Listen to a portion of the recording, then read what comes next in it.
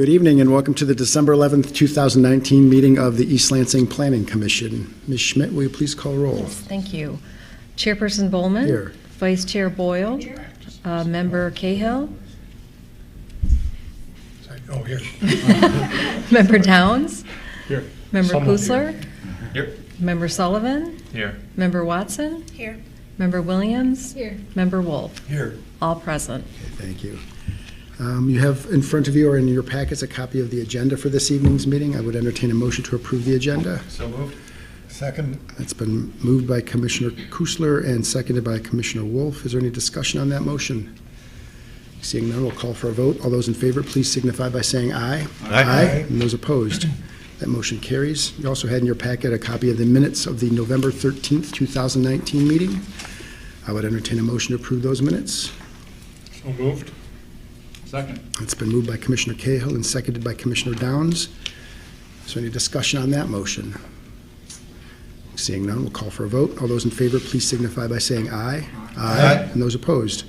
The motion also carries. That moves us on to item 2A, committee reports. We have one current standing committee, and that is the Form-Based Code Committee. I'm joined by both of the members. All three of us are here this evening. We had a meeting on November 15th, but have not met since then due to the holidays. We are meeting again this Friday at 11 o'clock. Continue to press forward. I don't know if there's anything in particular that either of you feel the need to report out about, but to say that we're sort of working on the stuff that we had been slowly kicking down the road. We finally caught up with it, and now it's time to address those things. So we're continuing with some of the things that were discussed in the entire that's commission true, at the work exactly. session. Right. All right. Any questions for the committee? We'll report back next month, presumably. Moves us on to item 3, staff reports. Ms. Schmidt? There are none at this time. All right. Any questions from Ms. Schmidt about the non-report? All right. Commissioner announcements, item 4. Anybody have anything they wish to announce? Okay, that will move right down to item 5, communications from citizens. This is the time in our meeting when we invite members of the public to come forward and make comment on items that either are or are not on our agenda. We do have nearly 3 public hearings this evening, and so we would generally ask if you're here to make comments on any one of those items, ordinance 1478, 1477, and 1479, that you wait until that item is in front of us on the agenda. But if you are here and may wish to make comments on the site plan and special use permit for Abbott Road or the site plan and special use permit for the Bogue Street properties, now would be the time to come forward, as we will not opening up an additional public hearing for those properties at that time, or any other item that you wish to bring to this commission's attention. Now would be the time to come forward. In as much as you're an applicant, you know, you're certainly welcome to wait until that time, Mr. Or you know how it works. You're welcome to come forward, Mr. Pearson. Thank you. Certainly. David Pearson on behalf of Core Spaces, and although we're on your agenda, I thought it would be a good idea to introduce what we're asking you to do tonight. Please. The question has come up, in essence, because the Planning Commission already sent on to the City Council amendments to the East Village Ordinance. Are you going to wait until City Council decides on what to do with those before? Because without those changes, we can't approve your project. Do you want us to just move you along so that you can get there? And I guess we're looking for something in between. Okay. We would like you to take action, and here's why. The City Council is going to, we've asked them to consider the rezoning in conjunction with the site plan and special use permit for this project. The City Council has said individually, we don't want to do project-specific amendments to the zoning ordinance. And when we submitted the proposed amendments to the East Village, what we tried to do was a more comprehensive take on changes that we thought, and in some cases other people had specifically said, should be considered to the East Village, not always specific to this project. But it's still useful to have an idea, and I think this project shows, if you made at least some of these changes, what would it look like? What does it do to the East Village if you allowed these things and these things were permitted? What would a project, or what could a project look like? This is probably about as big a project as you could get, but if the changes were made, this is the kind of project that would be permitted. What we're asking you to do is to be specific, so that there are changes that the council has in the ordinance amendments to consider that are specific, which would allow greater than 140 feet, would remove the limitation on stories and simply make it a limitation measured in feet on the height. Sure. And if so, is the Planning Commission comfortable with the existing 140 feet but removing the 10-story limitation? Would you consider our request to move that height from 140 up to 155 without a height limitation? We proposed an amendment which would effectively remove the mixed market requirement but didn't replace it. And staff wasn't comfortable with simply having no cap at all on the number of bedrooms in a unit, 5, 6, anything. We've proposed in this project, 25% of the units are a combination of 3 and 4 bedrooms. Does the Planning Commission have concerns with a unit mix that includes at least that kind of percentage of 4 bedrooms, which goes beyond what's currently permitted, which allows only up to 3 bedrooms and only up to 25% of 3 bedrooms? The ordinance currently requires a 20-foot sidewalk. We've asked that that be narrowed. We've said we think that what we're asking for is consistent with what your form-based code would require on a street like Bogue. Do you agree, disagree, think that that matters? We've asked that you not only allow residential on the first floor, which the ordinance currently allows, but reduce the 17-foot first floor requirement so that we could do something like the townhouse fronts that we're proposing, where you have them doubled up and then essentially you have 2 10-foot. Form-based code would have, you have to be 2 feet off of the sidewalk and then 10 feet and then 10 feet.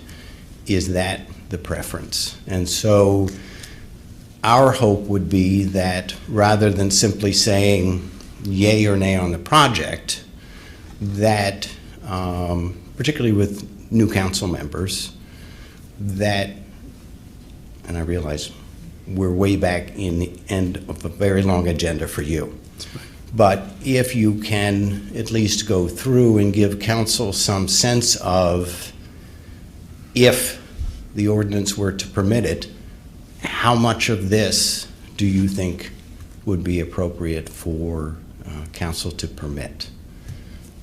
I realize we're asking a lot. It's a big project and the changes we're talking about are substantial. We think that's consistent with what the East Village can and should be, and we'd appreciate it if you could give it that kind of consideration. Thank you. Any questions for Mr. Pearson, Vice Chair Boyle? My question is, why can't you wait until council decides what their zoning is going to be for the East Village, which is really a much better position for us to be in as far as deciding on these very big projects? I mean, what you have proposed for us is something that not only doesn't fit the zoning, but I don't think it fits the comprehensive plan. And you're trying to get the zoning changed, which is, of course, what you have to do if you're going to build these. But that's going to be a decision from council.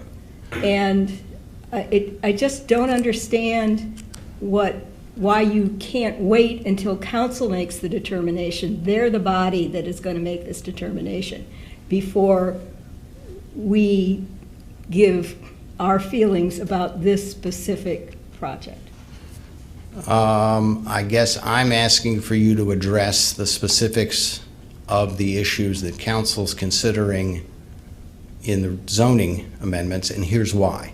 To be perfectly honest, when you had the zoning amendments before you, you had them in the form of staff, not ours, and didn't compare the two side by side. And on that evening, we had asked and hoped to get some of the specific issues that I'm talking about here addressed and discussed specifically in order to give council some guidance, for example, on the unit mix. But there wasn't any discussion of those things. The amendment as proposed in the staff draft was simply moved. There wasn't discussion, and so we didn't get any sense, and we don't think council would have a sense of, does 4 bedrooms in a unit, is that a particular issue? What can you do within the first and second floor other than simply say it's a 17-foot, and although it's not going to, doesn't have to be retail, you're going to have 17 feet of first floor residential, which doesn't work for residential at all. So I guess we're trying to get another. You're asking us to reconsider our former determination on the proposed changes to the zoning. In essence, Or at least vote we're for saying it. in the terms of this project, or can you tell us what we did wrong in proposing those changes, because we didn't get a good sense. I think I'm being honest. We didn't get a good sense from you what of each of those things you liked or didn't like. We do have to get to council, and council has held on to and not acted on the zoning amendments. And here we are, we've been here for some time. I would assume that ultimately you may have to say, we don't agree. We don't think it's approvable because the ordinance doesn't permit this. And you could simply say, we reject it out of hand. Motion could say that because it doesn't meet the requirements of the ordinance, and therefore we recommend denial. You can do that. What we're asking is that even if that is what you do, that you tell us and tell council more of any of the particulars that you think work or don't work. I've actually disagree. prepared a number. I mean, we'll wait So. till that point of the meeting at some of the things that you've talked about, and I've got opinions on some of the things that you've talked about that I've not made notes on. So frankly, even though, as you say, it's approaching the end of what could potentially be a long meeting, it doesn't seem to me to be unfair for that, to make that part of the discussion that I'm likely to offer. So Okay. Perhaps if each of you has considered the same, some sort of thoughtful consideration. I mean, ultimately, right now, what we're looking at, as you well know, is something that does not fit the current ordinance, right? Now, we know Correct. that. We right? acknowledge that. I guess ultimately the question becomes, does it fit? And it doesn't fit even the modified ordinance, right? At least the modified recommended ordinance. As staff Correct. did it. The recommended, Correct. exactly, the recommended ordinance. Right. All right, so we've got a potential bust there too. Ultimately, it doesn't seem to me to be inappropriate, with each of 8 other people offering their opinion, the opportunity to say where there's a bad bust and where there's a near bust. Vice Chair? The only thing the concern I have is I think it's a bit unwieldy if what we are going to do is have 8 people identify the aspects of the plans that they don't think are appropriate for the East Village area, because I don't think we're going to we're going to speak with one voice. Sure, ultimately, absolutely. And so I don't know, I guess I'm willing to consider it when we get to that point in the meeting, but it is a peculiar legislative approach to this, from my opinion. Right. If council wants our input, they can send it back to us and we'll give it, certainly. Sure, absolutely. Certainly. And if council doesn't feel they need our input, then they can make the determinations on their own. Sure. Yeah, I didn't mean to suggest that Yeah. we would take these bit by bit and vote on them individually, but that, again, part of my notes that I was prepared to talk about include some of the very points that Mr. Pearson has mentioned, and that part of my discussion will likely cover those items. I suspect all of you have that same situation, that maybe it doesn't touch all of them, but touches some of them, and I guess we'll see when we get there. And I appreciate Commissioner Boyle's point that maybe the appropriate way to do it, and frankly, until she said it, I hadn't had what should have been the thought, which was to not ask council to hold on to the amendment for this to catch up with it, but to ask them to return it to Planning Commission for consideration. So, Fair enough. I understand. Actually, that very process was part of one of the things I was going to talk about. Commissioner Wolf?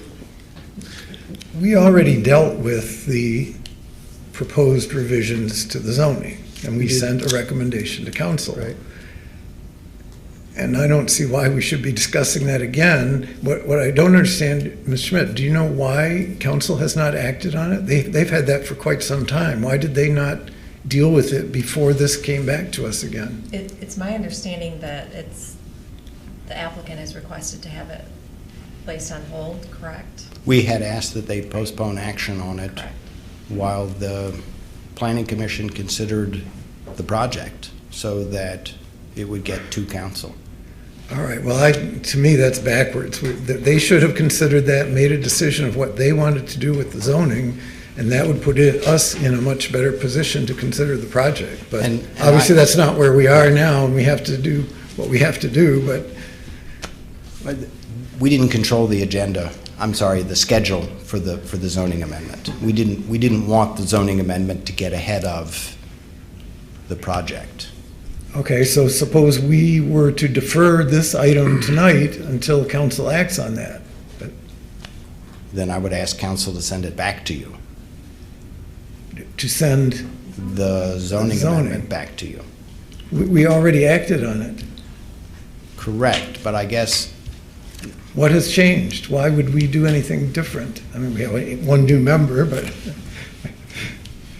it is that the particular points in the amendment were never discussed at Planning Commission.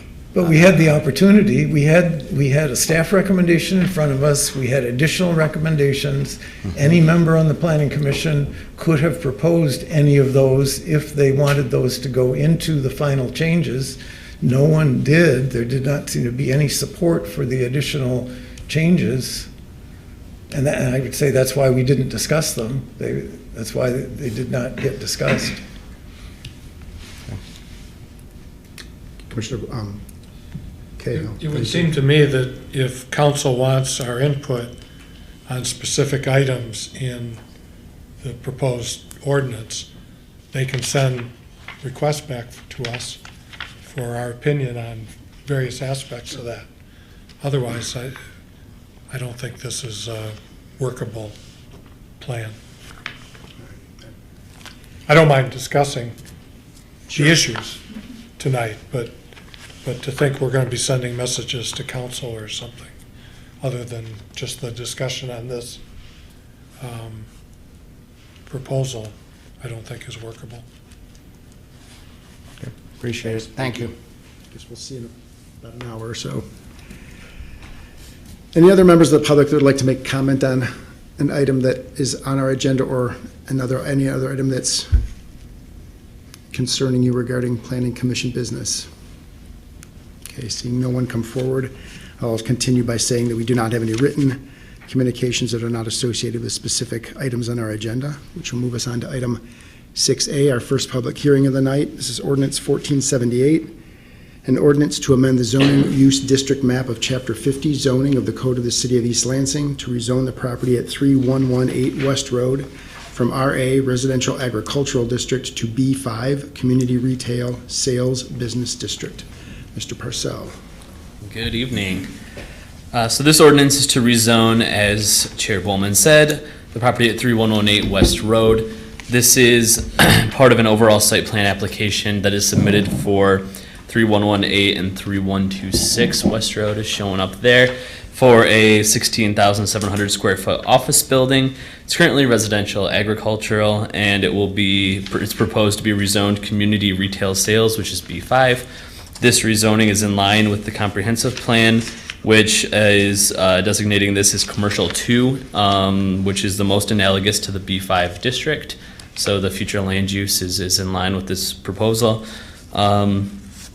Granted, as a disclaimer for all rezonings, this would open the property to have any use for the B5 district on it, although there's, as I said, a site plan application in place for the office. That's all. Thank you. Questions for Mr. Purcell? Thanks. Apparently not. If you'd stick close, appreciate it. Is the applicant here? Whoops, I'm sorry. Go ahead. I'll back up. Yeah, I did have one question. Just a second here.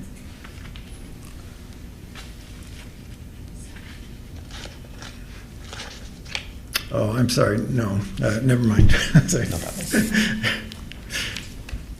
If the applicant is here and yes, please, if you'd like to come forward and add anything, if you have anything you'd like to add to Mr. Purcell's presentation, we'd certainly love to hear from you. Your name, please. Just start with your name and. Philip Crockett. All right, thank you, Mr. Crockett. Was there anything you wanted to add to Mr. Purcell's? Not really. Okay. If you look at the map right there, we own the property to the south. That's the buildings 1, 2, and 3. Sure. It's 105,000 square foot of retail space, of office space. If you look at the little yellow line around there, that's the one that's to be rezoned. To the north of that and to the east of that has already been rezoned in 2015. So what we basically have is the B5 zoning on all 3 sides of the property. The reason we didn't do that little property there initially is because we didn't own it. We had purchased the other property from the Princes in 2015, and then we had it zoned. But then we found out that we couldn't really build a building on there because of the site size and restrictions for offsets and all of that. So to have anything meaningful on the site, we had to purchase the small property. That allowed us to build the building, and we do have plans that we have submitted for site plan approval. We did change the drawings from 16,500 or something to 20,000 square foot. I don't know if I think the ones you probably are looking at now are the current ones, Darcy? From the memo that was written to them, it was from the past plans, but they haven't gotten the current ones yet. Yes. So, and so we believe that it's just the way it should, it's what the council and what the committee wants this property to be. And so we would like to move forward. If we can get this approval, we already have a letter saying that the 2 properties can be one address. I just have to get that put in the Register of Deeds. So we're ready to move on this. We'd like to get this so that we can start working in the spring, and we can start building our building in the spring and give the city of East Lansing a nice tax base. Thank you. Nothing else. Questions for Mr. Crockett? Okay, thank you. And presumably we'll see the site plan at a First meeting in yeah, January. there we go, okay. I'd like to open up the public hearing for this particular property. If you're here to have anything that you'd like to add to the discussion regarding the ordinance 1478 and the property at 1338 West Road, I'll invite you to come forward now. I'm not seeing anybody come forward, so we will close the public hearing, return that to council, or return the discussion to this commission. Commissioner Cahill? I have a question.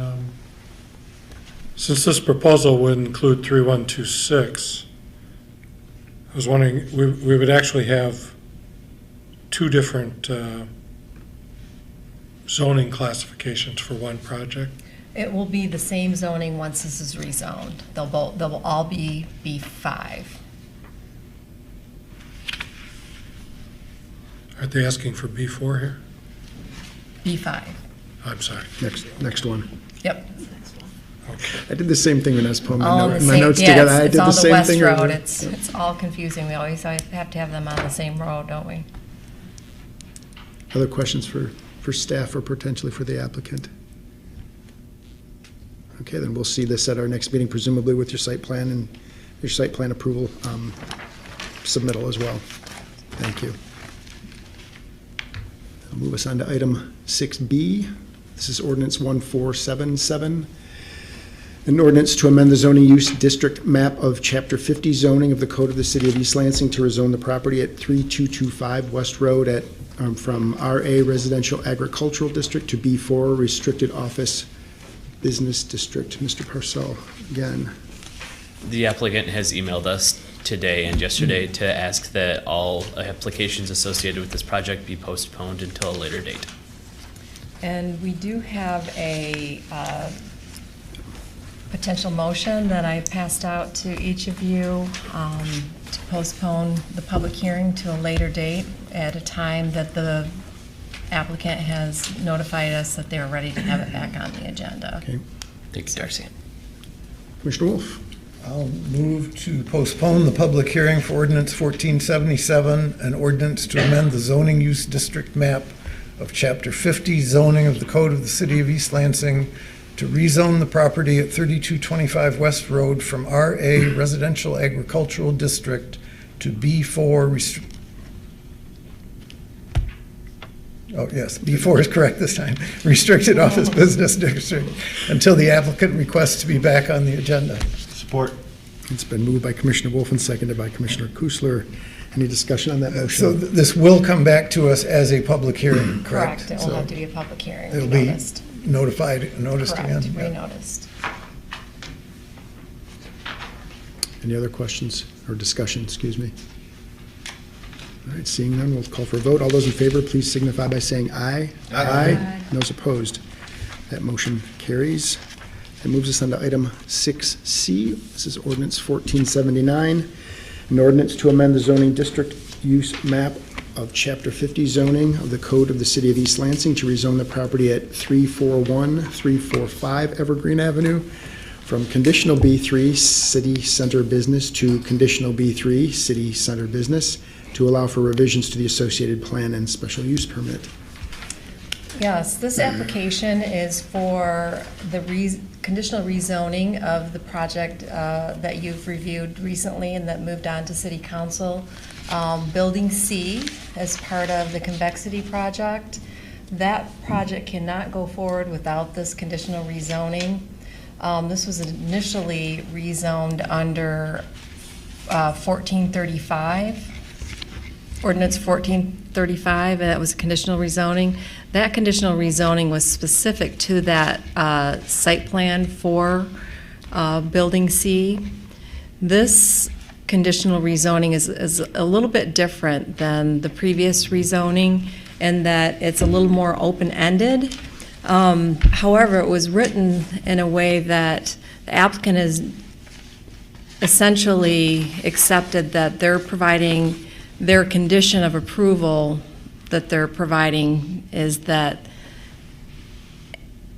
any site plan that the city council approves for this site, either this site plan that's before them now on the 17th of December or any site plan to come in the future if that one does not end up being developed,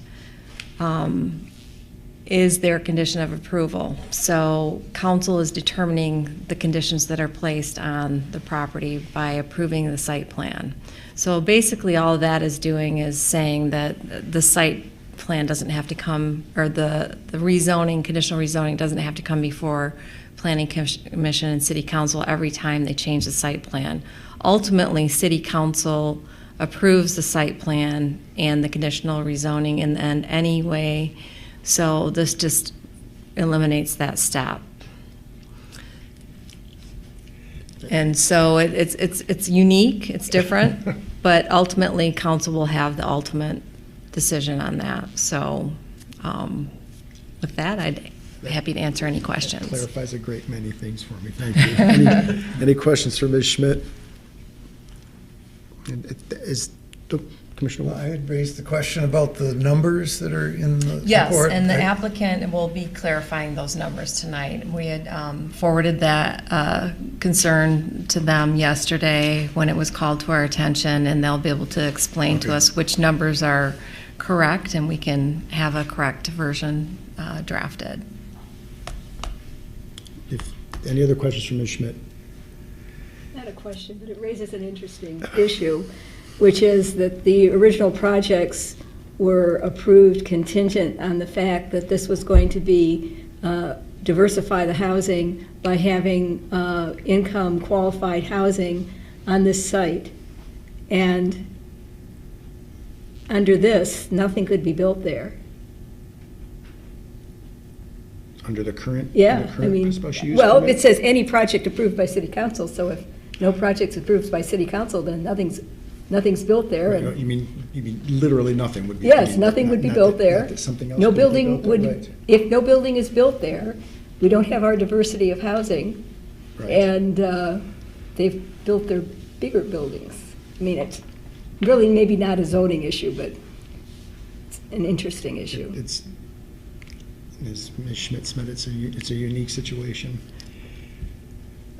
If the applicant was certainly here and can shed a little more light on this, that would be appreciated. David Pearson on behalf of Convexity Properties. To start with answering that question, there is currently a site plan in place which requires Building C be built as affordable housing. Unless that's changed, then A and D cannot exist in conformity with the ordinance unless Building C is built. The city wasn't happy with that, saying we're not going to throw all the tenants out and empty the Graduate Hotel. As a practical matter, we need something else. So the city put into the development agreement a requirement that if the affordable housing is not built by a date certain, then the property that Building C would be built on will become the property of the city of East Lansing. So there's about a $2 million hammer which the city wields in order to ensure that the affordable, in addition to the fact that you do in fact ultimately have the zoning remedies under the Enabling Act and under your ordinance to ensure that the site plan is met. So we've always tied the three together as a single site plan, even though the zoning, because buildings A and D on Grand River, well, they're already B3. This is the conditional rezoning for C, but it is conditioned upon the development of all three buildings in accordance with the site plan that you previously approved. I will be honest, what you have before you in terms of the condition is what I thought I had written before. I said, in effect, we're not going to recite all of the various things in the site plan because as we move through the Planning Commission and the City Council, you're going to change things. So we'll just say it's going to be in accordance with whatever site plan and conditions we give you ultimately the control of the conditions that you want to set in terms of what gets built here. I mean, you could have said it's 2 stories, and then we would have had to consider the overall project. It was approved in a form where Convexity believes that the project will go forward, and if in fact the City Council does not approve the amendments which you recommended, then in fact what was previously approved will be built. I can assure you Convexity is not going to give that property to the city just cause. So what I proposed here was, in essence, what the city attorney said is, I'm not sure that someone wouldn't read the condition that you had written as meaning this one, the one that was approved at about the same time. So I said, how about if I say any? And he said, how about any as amended? So That's why we've got it quite so many ways to say. So I don't expect we're going to change the site plan again. God, I hope we don't. This should be the end of it. We shouldn't have to come back. The other thing is the clock is ticking, because under the development agreement, we've got to build Building C, whatever it is going to be, by that date certain. So that's still there. That's what the dates are tied to, except for my typo. So since I learned long ago in negotiable instruments that the written number controls over the numeral, I could excuse myself, but it is meant to be 54 months and 76 months, and that is in fact what City Council previously approved when the original conditional rezoning was done.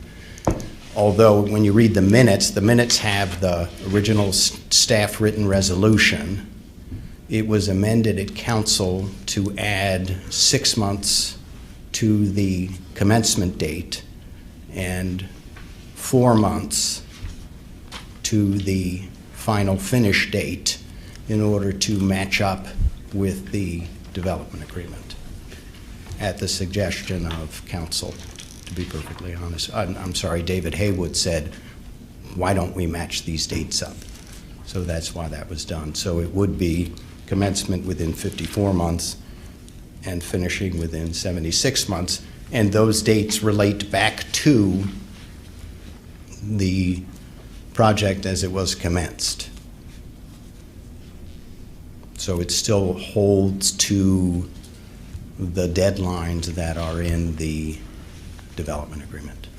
Thank you. So, I'd be glad to answer any other questions. Any you questions for Mr. Pearson? Commissioner Wolf? Yeah, I want to question that very last statement you made, because what we are doing tonight is a rezoning. I mean, we're recommending, council would be dealing with this in January, presumably. And the way the language is written, it says that these periods of time, the 54 months and the 76 months, are within that period of the effective date of rezoning, which is going to be in January, right? They're not dating back to the original rezoning, they are going to be for this rezoning. They do, because what we've asked you to do is to amend the existing zoning. Oh, So it says that we intended that it be. All right, this says it's a rezoning. It's, the way it's written in the staff report, it is to rezone the property. It's not an amendment of a rezoning. It's just like any other rezoning that comes before us. And the reason we couldn't do that and we need to amend is we've already started buildings A and D. So in order to keep it all together as a site plan, I thought it was necessary to make it clear that we were not, in other words, you're not reverting the zoning, and that which has been done repeatedly, and then doing a new conditional zoning. But All to right, keep, so I to think keep the zoning in place, because the conditions, some of the conditions are already well underway, and so it would be peculiar because it says that the developer shall commence construction of a mixed-use building on the property owned by 100 Grand River LLC at the northwest corner of Abbott Road and Grand River within 24 months and complete construction within 48 months. In order to keep that in place, since that's already started, I thought it best to recognize that that had already started. Right, I understand what you're saying. I'm just saying that what we have before us is not to do that. So I think we would need to modify the motion, because the motion that's suggested is for a traditional rezoning, not an amendment. I would agree with you, and that's what. Okay, that clears up the matter of the dates then. Commissioner, Vice Boyle.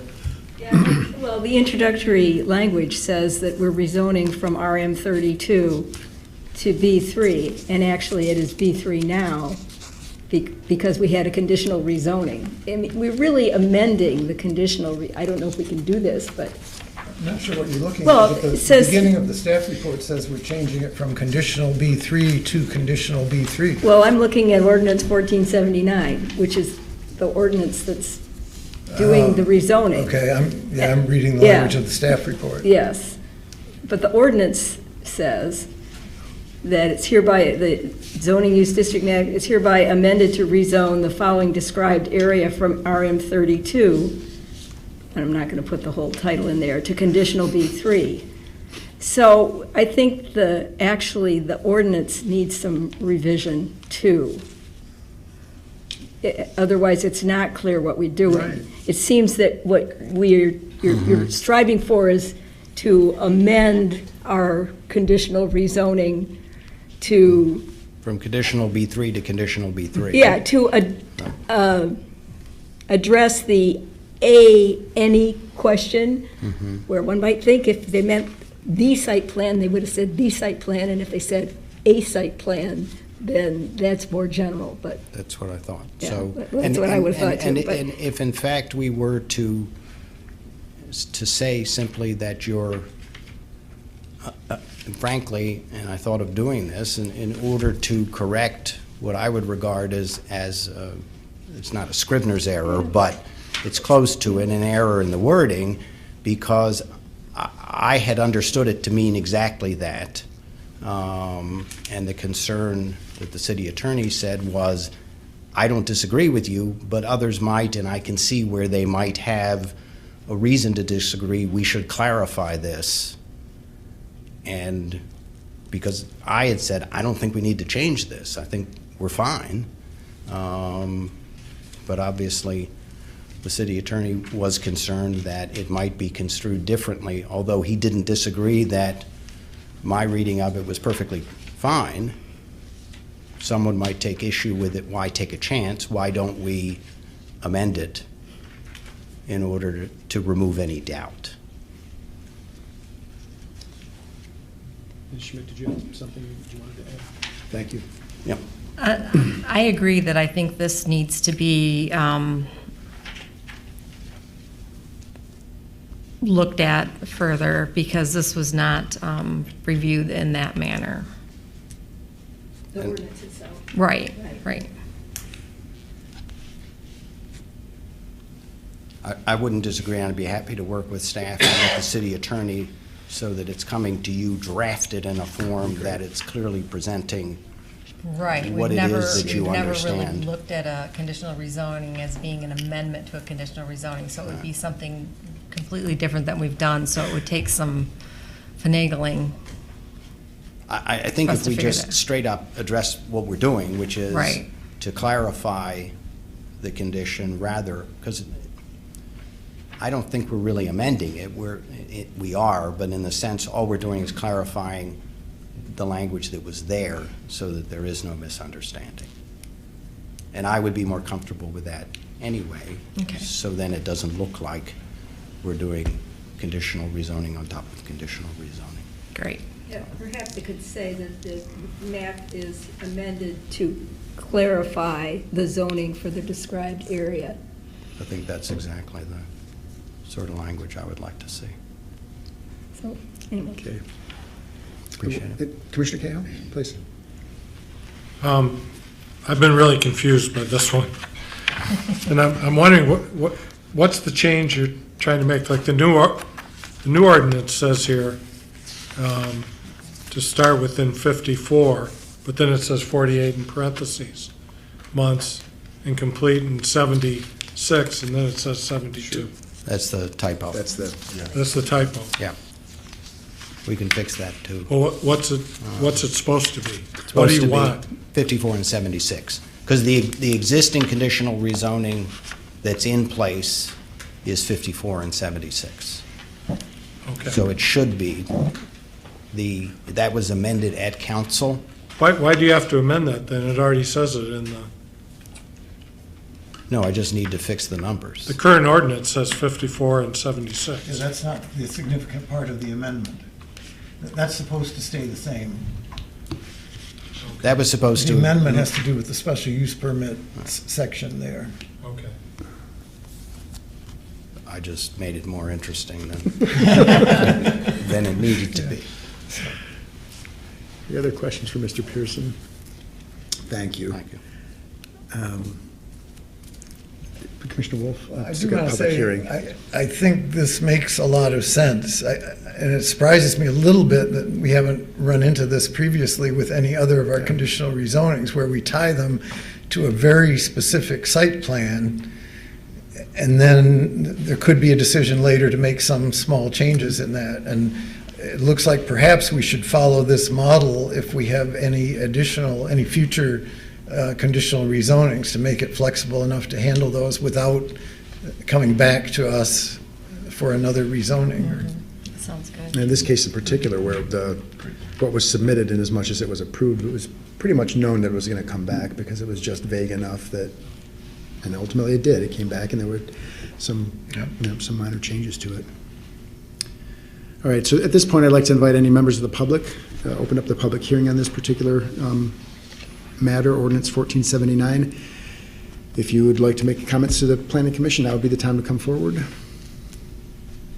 I'm seeing no one come forward, so we'll close the public hearing, return this back to the commission. Sounds to me like we're going to see this again next month, rather than potentially suspending the rules, as was a potential possibility. Any other direction for either the applicant or for Ms. Schmidt? Okay, terrific. That'll move us on to item 7A, our first old business of the evening. This is a site plan and special use permit, an application from Rockwood Development Group LLC for the properties at 6290, 6330, 6350, and vacant land on Abbott Road to develop a three-phased development consisting of an assisted living and memory care building, independent living villas, and a four-story independent living building. Mr. Parcell. Bingo. So this was here at the end of October 23rd, I believe, to be specific for the public hearing. In that time, they went to the Commission on the Environment, or did not go to the Commission on the Environment, and went to the Transportation Commission. They have a wetland delineation letter included. They're not disturbing wetlands on site, so they did not need to go to the Commission on the Environment. And after meeting with city engineers and the Transportation Commission, the original plan, which had 3 points of entry to Abbott, the one shown there, is no longer the one that is being used. They have now 2 points of entry into the facility on Abbott Road, and the road that is connected to the Aquatic Center Drive just to the north has been removed. So the city engineers are very comfortable with that new proposal. Additionally, in the most updated plans in there, the parking spaces shown per phase, and the property size and the villa numbers, the phase details have been updated in the plans. I think that covers just about all of the questions and concerns that we had from you at the last meeting. I'm open for questions. Questions for Mr. Parcell?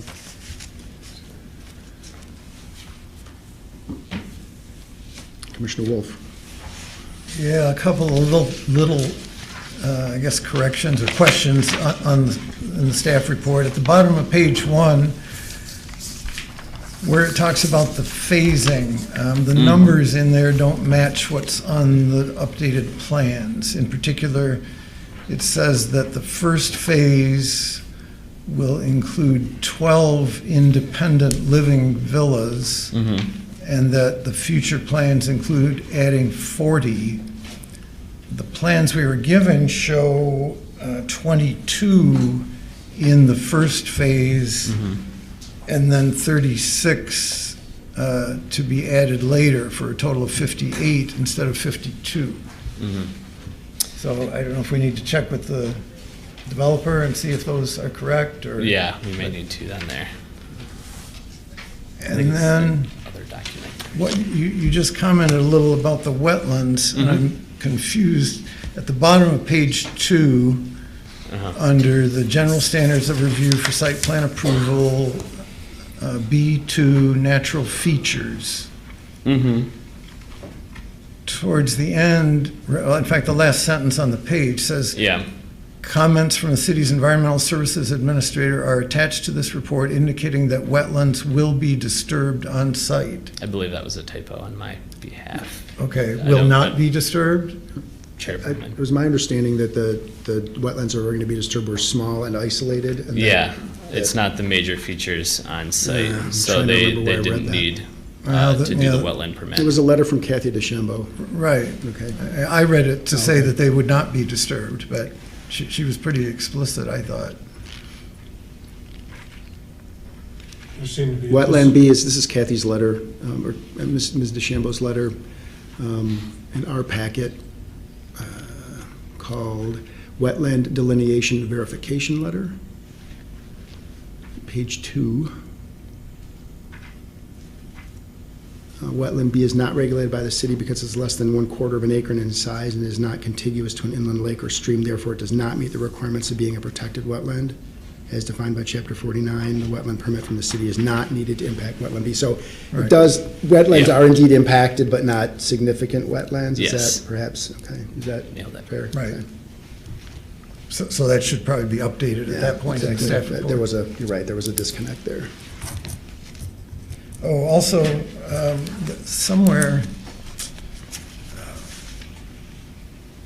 somewhere there was a statement, and I'm not sure where it is now, about the Commission on the Environment Review saying that it was going to occur. It's somewhere in the staff report.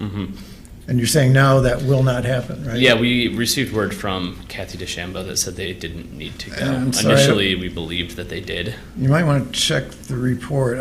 Unfortunately, I didn't mark down where it was, but I believe it still says it in the staff report that they were going to review it. It gave a date, it talked about October. or Yeah, I think something. that was the initial anticipation, is they were having to go to both of those meetings until it was discussed otherwise. We'll make sure Right, those that are was- correct. Yeah. Yeah. So, sorry, but the question is, are you still waiting for a report from the Committee on the Environment? No, I think he said they were No, not, no. they do Okay, not yeah, need to it's review not it. needed, okay. But No, yeah, no, my I believe there apologies. is a This statement in the changed staff over report time still several indicating that times. that's going to occur. Okay. I don't know where it is either. Commissioner Cahill, sorry. The fire marshal had a concern about a turnaround Mhm. on the dead end. Has that been resolved?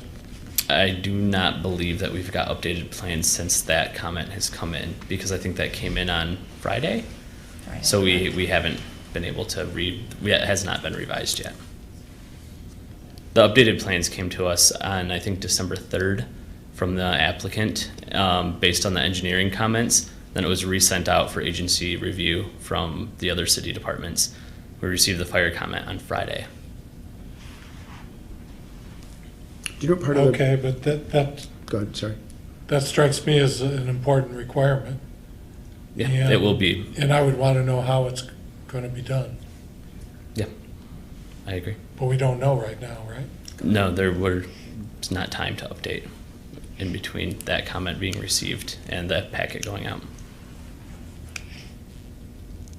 You could add it as a condition.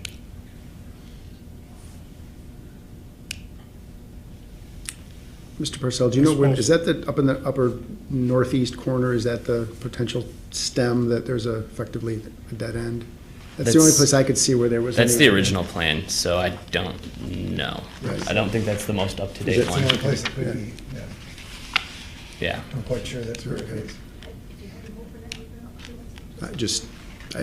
Indeed, I don't see a resolution to that, but. yeah. Okay. I don't remember where it was located. I believe you're right, though. But we can ask the applicant. Indeed. For that. That's I think it should be the one right under it, Darcy. The civil site plan revised, I believe, is the most Sorry about up-to-date. that.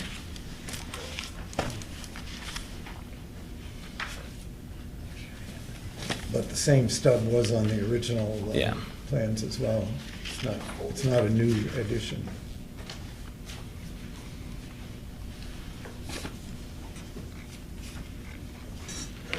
But yeah, that will need to be resolved prior to the issuance or Oh, approval. so even of the most- anything, Yeah, it's not there Yeah, either. no, it's still the same place.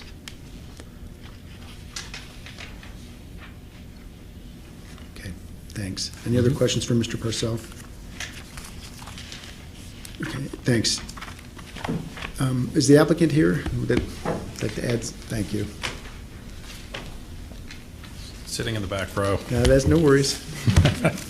My name is Dave Bayless. I met many of you in October when I introduced our project. I'm the applicant as well as the owner of the proposed project. At that time, I went through our business and what our plan was. I'm happy to do that again if you'd like. But I can also just jump into those couple of questions Please. that you had. I believe in the staff report that when it mentions 12, that's left over from when our original application. And in October, when we were here, you pointed out that our site plan showed 22 versus the 12. And so we changed the site plan to the 22. And so I believe everything shows 22 in phase 1 versus the narrative within the staff report. And I think that was probably just a pickup from October. The second piece was in regards to the turnaround. We're happy to comply with whatever the fire marshal is looking for. We didn't, just as everybody here, we just became aware of that.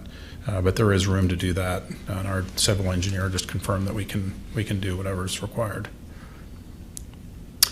Happy to take any questions. Other questions for Mr. Bayless? I'll go back to the back row. We'll stick up. Commissioner Wolf. Commissioner Cahill will ask you something in a minute, too. The one oddity I noticed is the fact that the eastern wing of the first building, it's not responding here, the assisted living and memory care unit, you're not proposing to build the eastern wing on that until phase 2, correct? That's correct. And I guess I was wondering why that is. And the reason I ask is that it seems as though if you build the rest of that building and you also build all the villas surrounding it, and then, and I assume you're planning to occupy them for phase 1, and then you come back and you start construction right in the middle of that. I'm just thinking about the way that's going to impact the residents. And I'm just wondering about that decision. It also seems to be more efficient to build the whole building at once. It is, you're right, it is more efficient from a cost and just a process standpoint to do that. The building with the wing on it, we just built in 2 other places in Michigan. What we've decided and what we'd like to do here is build the 83 units and the 22 villas and get a determination of how the various product levels that we're offering are accepted, and then expand from there rather than overbuilding. And yes, it does cost more, but we've experienced it's really a better process for the residents, for the community, for the property itself, to really get the business up and going while we're determining what residents in the community is looking for. And we have done expansions before, we've done renovations before. It is not ideal for the residents, but it is manageable. All right. I So guess I a kind of good figured that was observation. the reason for it, but So are you saying that, at least in part, it's to allow you to get a better sense of, perhaps, for instance, there's a bigger demand for villas and a less demand, or a reduced demand for, I don't know what the western 2 buildings are, that allow you to modify the site plan if That's comes to correct. that? Just we wanted to have flexibility and just to make sure we believe this full plan hits it on the mark, but we also have had enough experience that we like to get into a community and really meet people and go from there. Fair enough. Commissioner Wolf? and then another question. Sorry. The staff report shows that your plans don't show as many electric vehicle chargers as are required. It shows 4, but the ordinance requires 6. Yes, I believe we're at 5 or 6. But regardless of what the number is, I believe for phase 1, we are in compliance. And as we expand out and get to the other phases, we can be sure to comply with that. You know, Okay, that was going to be my next question, is whether they would stay up to date with the phasing, so that at any point when there's a... We can. We don't, you know, to be honest, we don't see, I understand that it is an ordinance. Very few of our residents, especially in assisted living, even drive, let alone an electric car. And it does have a cost impact on the project, and we just want to be sure we're being fiscally responsible for the project as well as the residents. And so it's not a game stopper for us, but we're also just trying to make sense of it. We've never installed those before. All right, thanks. Any other questions for Mr. Bayless? Okay, thanks. You're certainly welcome to going back, but we might have other questions. that Thank come you. up. Well, I'll come back. Stick close, thanks. Okay.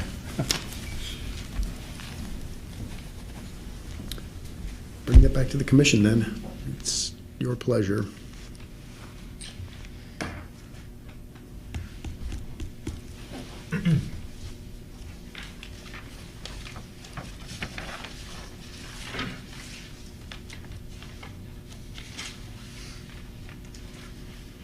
Commissioner Wolf?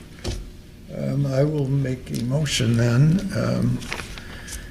In the matter of the request from Rockwood Development Group LLC for special use permit and site plan approval for the properties at 6290, 6330, 6350 Abbott Road, and associated vacant land to allow the establishment of three-phase master development consisting of an assisted living and memory care building, independent villas, and a 4-story independent living building.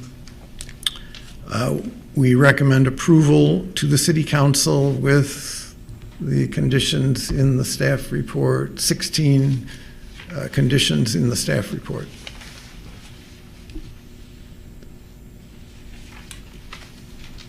Second. Is that you, Commissioner Downs? It's been moved by Commissioner Wolf and seconded by Commissioner Downs. Is there any discussion on that motion? Commissioner Cahill? I wonder if Commissioner Wolf would be amenable to adding condition 17 regarding the fire marshal's concern about a turnaround. I have some proposed language. Just go ahead and make it as a motion and we'll vote it in. Now would Did be you want to appropriate. discuss? Yeah, that's fine. Okay. I would move to add a condition 17 to address the fire marshal's concerns. That would read, applicant shall redesign the Phase 2 dead-end road to provide a turnaround for fire apparatus that is satisfactory to the fire marshal. Second. That's been moved by Commissioner Cahill and seconded by Commissioner Wolf. Is there any discussion on that motion? Seems pretty straightforward. Any discussion? All right, all those in favor of that amendment to include a condition 17 regarding fire apparatus access path?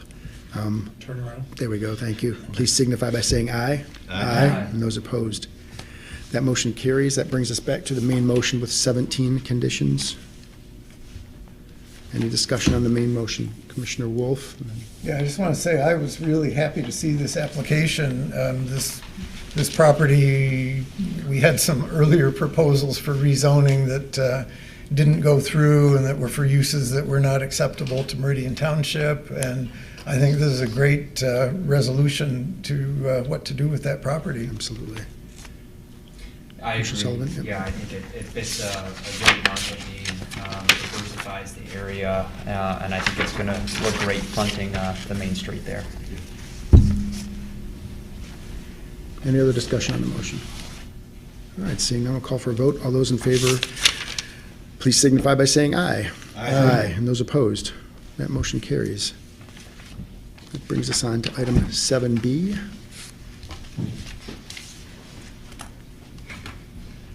This is a site plan and special use permit. A site plan and special use permit application from Core Campus Manager LLC for the properties at 131, 135, 207, 217, and 227 Bogue Street to demolish all of the existing buildings on the site and construct a 14-story, 720-unit multifamily development in 2 separate buildings, each 152 feet tall, including amenities for the residents and structured parking for 400 vehicles. The development proposes a mix of apartment types ranging from efficiencies to 4 beds, including row houses. Ms. Schmidt. Thank you.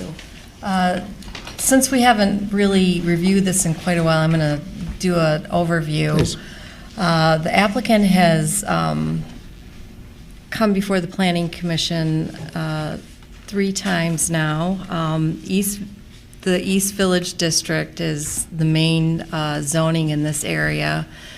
To the south and to the west of this project is Michigan State University. Across to the north is a B2 zoning. This particular property in East Village was specifically rezoned into a form-based code several years ago.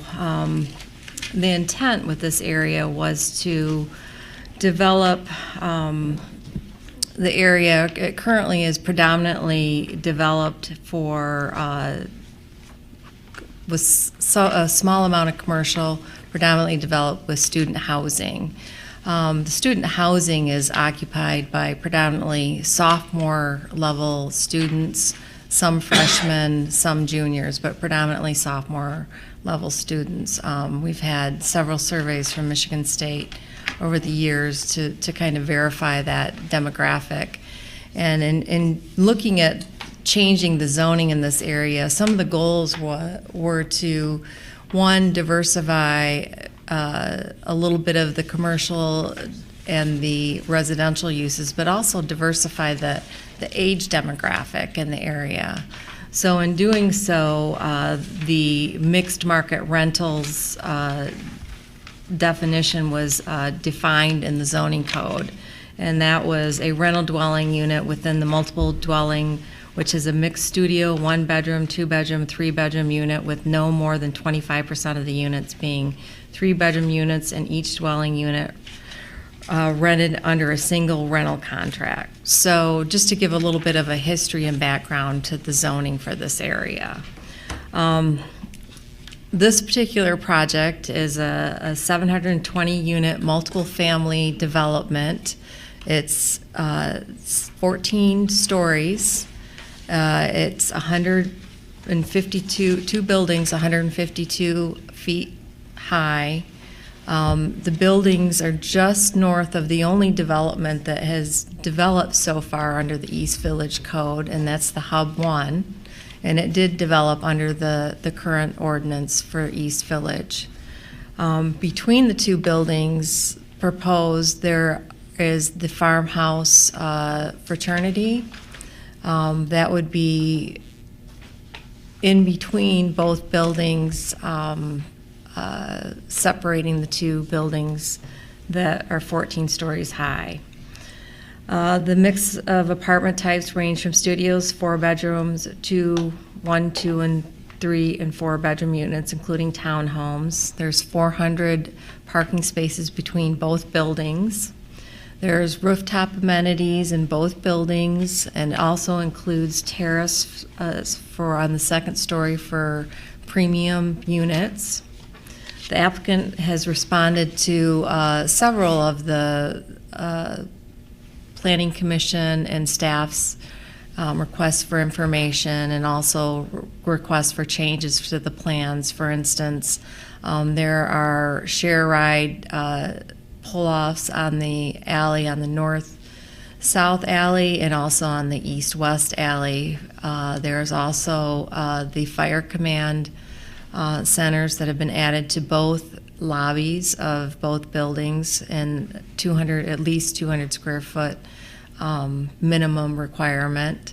The fire marshal has requested that, and those are both put in the drawings. But they've also requested, the Planning Commission has requested several additional documents. These documents include that haven't more in the last packets, but these are new to the Planning Commission packets, are the parking options plan, security plan, construction containment plan, preliminary engineering plans, In addition to what was requested by the Planning Commission, the applicant has also submitted new architectural renderings. And let me see if I can pull that up, if my mouse will work here. And these renderings are still similar to what was proposed before, but a little bit different. Maybe we can pull them up.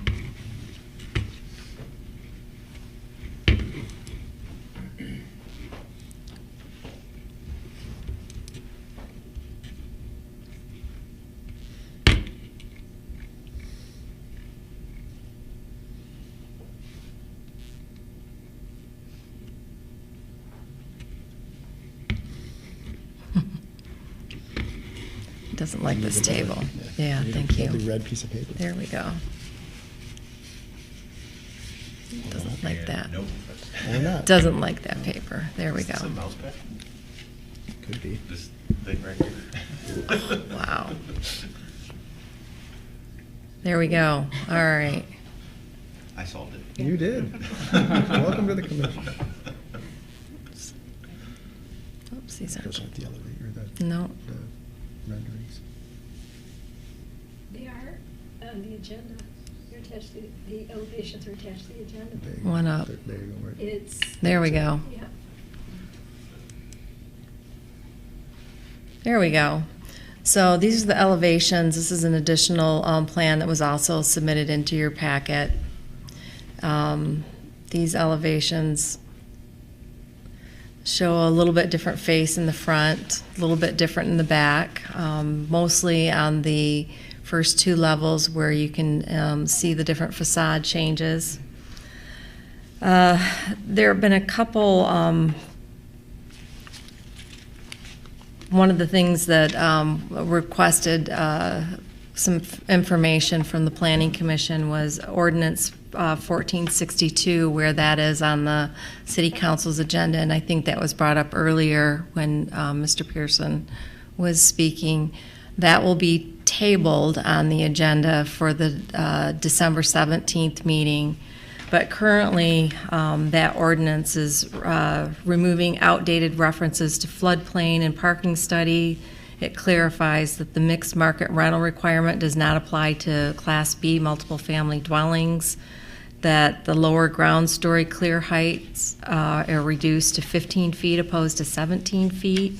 It now allows EIFS as a facade material up to 25%. It is proposing to allow for residential uses on the ground floor where it's not adjacent to Grand River Avenue, and only new alleys must have a minimum of 20 feet access on a public service. Some of the deficiencies that are in the application based on the zoning code are the alley is only 15.5 feet. The first floor story height is 10 feet where 17 is required. The sidewalk is 20 feet where the entire length of the building, where some of the sidewalk is 14 feet in different areas. The unit mix include 4-bedroom units. This does not meet the requirement. I think Mr. Pearson had mentioned that the 3-bedroom and 4 bedrooms make up about 25%. They do make up about 30% of the overall building, so it was close in that percentage. The building setback after the second story is supposed to be 4 feet, and they do have 4 feet on the fronts of the buildings, but they do not have it around the entire building. But there is an ability for the city council with 3/4 votes to approve that change in the design, so they do have the ability to get that waived. There are no electric car charging stations. They would need to provide 23 of those on site. Parking appears to be insufficient.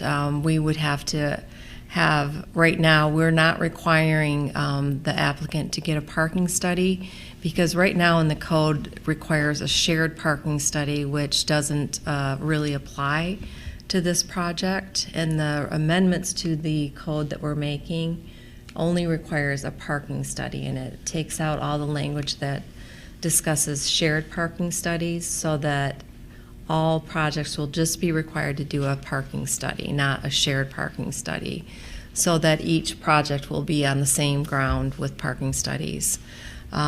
So this project is kind of in the middle there, so it's not required to have a parking study at this point. But really, a parking study is something that would be critical for a project this large, to see where we stand on that. They have provided, as you see in your packet, different locations where parking could be provided. The facade consists of EFS. Again, we are providing potential to approve an ordinance with 25% EFS for facade, and that's something that we're also proposing in the form-based code that we're for shaping the avenue, so that's not without consideration. So some of the things that the code that's going through to City Council already has in it can be rectified, some of the changes of the plans, but others are not in there yet. And I think those are some of the things that Mr. Pearson was speaking of tonight that you've already considered. So with that, I'd be happy to answer any questions you may have. It looked like Commissioner sorry, Commissioner Williams, Commissioner Cahill. I was just going to ask what the difference is between a shared parking study and a... Shared parking study looks at more different types of use, like for instance, when you have retail and or office and residential where they're going to be using them at different times of day and evening, so they can share the space, not at the same time. Okay, thank you. Commissioner Williams. You mentioned the use of EFS in the proposal. Yes. And you talked a little bit about the form-based code committee considering EFS as being Yes. approved at 25%, but I don't recall that the staff report mentioned the percentage of EFS that was going to be used in the building as proposed. We did not calculate the percentage. Okay. Strictly speaking, as we know, according to the current code, if we're going strictly by the current code, It's not allowed. right, our conundrum, exactly. Right, Exactly it's right. not allowed. I just wanted to know how far out of non-compliance it was going to be. Applicant may know that. Close to the They're form-based code probably- proposal Right, or they're something else? Just visually, they're probably pretty close to 25%. Okay. I would think they're within That's that. what I think so. I'm not a good judge of that. It looks Actually, like I'd more have to than take a look at 50%. the elevations, Maybe Mr. Pearson can answer that. or, Well, I think At the right everything in the time. renderings, Yeah. it's not a reddish color, it's EFS. We don't have an exact percentage. The architect is here and can answer your questions about that. I don't know if this is an That's opportunity also- for me to ask mention some other things. Yeah, there's no reason for you to sit down. Were there any other questions for Ms. Schmidt initially? Or rest your feet, either way. Commissioner Wolf? Regarding the 4-foot step back requirement for the building above the second story, I think you said that it does meet that? It on the- doesn't meet that on the front. It does meet it on the front. Okay, but that's the only place where it's required to meet it. It's supposed to meet it on all sides. Well, it says from the build-to line. The build-to line's only on the street-facing side, right? We don't have a build-to line on the side lot lines. Oh, that's right, you're correct, I'm sorry. So I think if Yep. it meets it on the Yes, front, you're right. that would On this satisfy it. project, it on does, this. correct. Yeah, okay. Other questions for Ms. Schmidt? Commissioner Williams? Did you want to speak to the sidewalk width? Yes. I just didn't think that you mentioned that in your list of issues. Yes, it's 14, it narrows down to 14 at the narrowest, and it should be 20 feet along the entire length. Thanks. Other questions? Vice Chair Boyle? When you were talking about the width of alleys, and this is just a clarification, you said that the proposed revisions only require 20 feet for newly built alleys, is that correct? But one of the things mentioned in the staff report is that if it's narrower than that, then you can't have two vehicles passing. No, what I was saying is the ordinance for the East Village is proposing to only require it for new alleys. Right, so is it a fact that if it's 15 and a half feet, two vehicles can't pass going in opposite directions? Right, I don't think it's a good idea to pass that part of the ordinance. Okay, thanks. Correct. Commissioner Wolf? I'm still not sure I'm following that. So it would mean that even if that were approved by city council, that the 20-foot alley width only applied to new alleys, then that would mean that this alley would have to be a one-way alley? Was that the implication then? I believe staff will be recommending to council that that not be kept in the code. Okay, I was Especially- asking if they, Right. if they went the other way on it, would it not mean that this alley It could would not likely be be. two-way traffic? It would likely be a one-way, correct. And the second question, do we not have a 20-foot alley width requirement elsewhere in our code? We do. That would apply exactly- everywhere else in the city? That's And exactly. so if this condition were put into the East Village, it would be a special case where that width only applies to new alleys. That's exactly why we're going to recommend that. We're not quite sure where that came All right. from.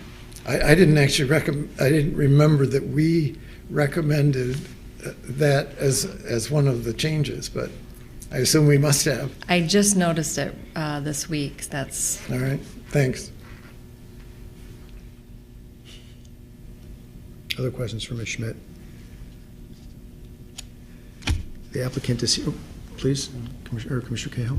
Just wondering, do we have any idea how many residents there are where these buildings would be going? How many there are currently? I don't know As for opposed to how sure. many there would be I don't know that after the number. buildings would be built? There would be a substantial difference. I assume that. I was just wondering Yeah. how much bigger.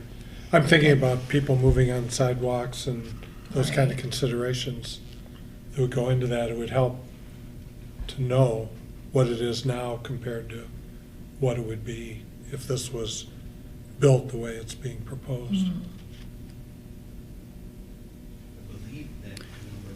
350, that's what I call to mind from an earlier staff report. 350? There are the there are the fraternities there, and that's what's coming out. Right. There aren't any existing apartments that are coming out, so that's the difference. So there's 350 residents there now? That's my understanding. I recall that number. Sounds like a huge fraternity. I don't have- right? really high. Yeah. They're- Well, unless it's people not, members who are not living in the buildings, if you count all of them because they're there for meetings and events, maybe you get that high, but you Yeah, but certainly the question wouldn't- was how many are living Yeah, there. you That's certainly what wouldn't have Jack that asked. many people living there. The biggest fraternity We've got several have different like buildings. 120 members. Yeah. So. Go on, Commissioner Cahill. We've got a number of buildings between the two sites here. Yes. So you're saying there's 350 people living there? That was my understanding, and that's pure hearsay. And what would it be if you built those two buildings? 1,750. Okay, It's a big number either way. yeah. Yeah.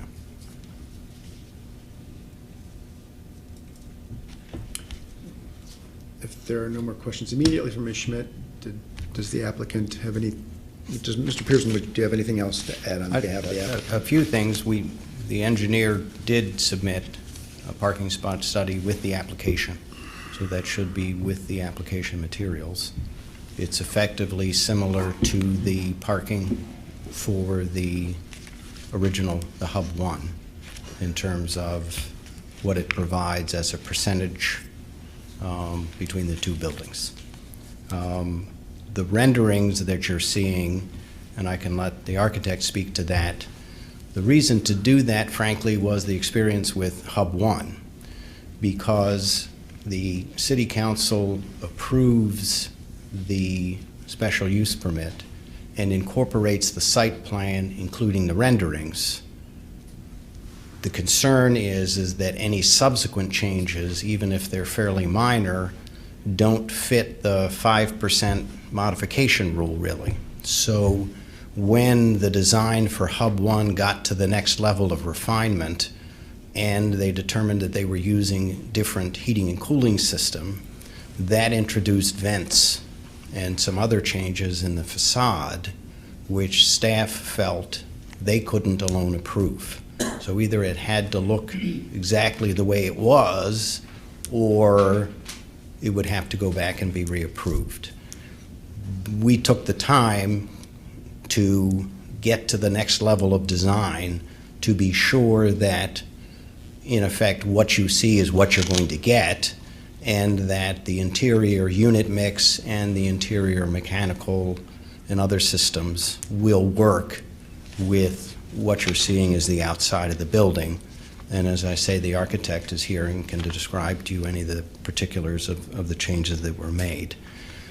Our engineer is here also and can mention to you the work that she's been doing with your engineering and public works department to get further along in the design of the utilities that are required for the site. That's much farther along. In addition, she's spent a fair amount of time working through the fire department requirements with respect to how do you get a fire truck here, and has plans to show how that works or doesn't work depending on which direction they came from.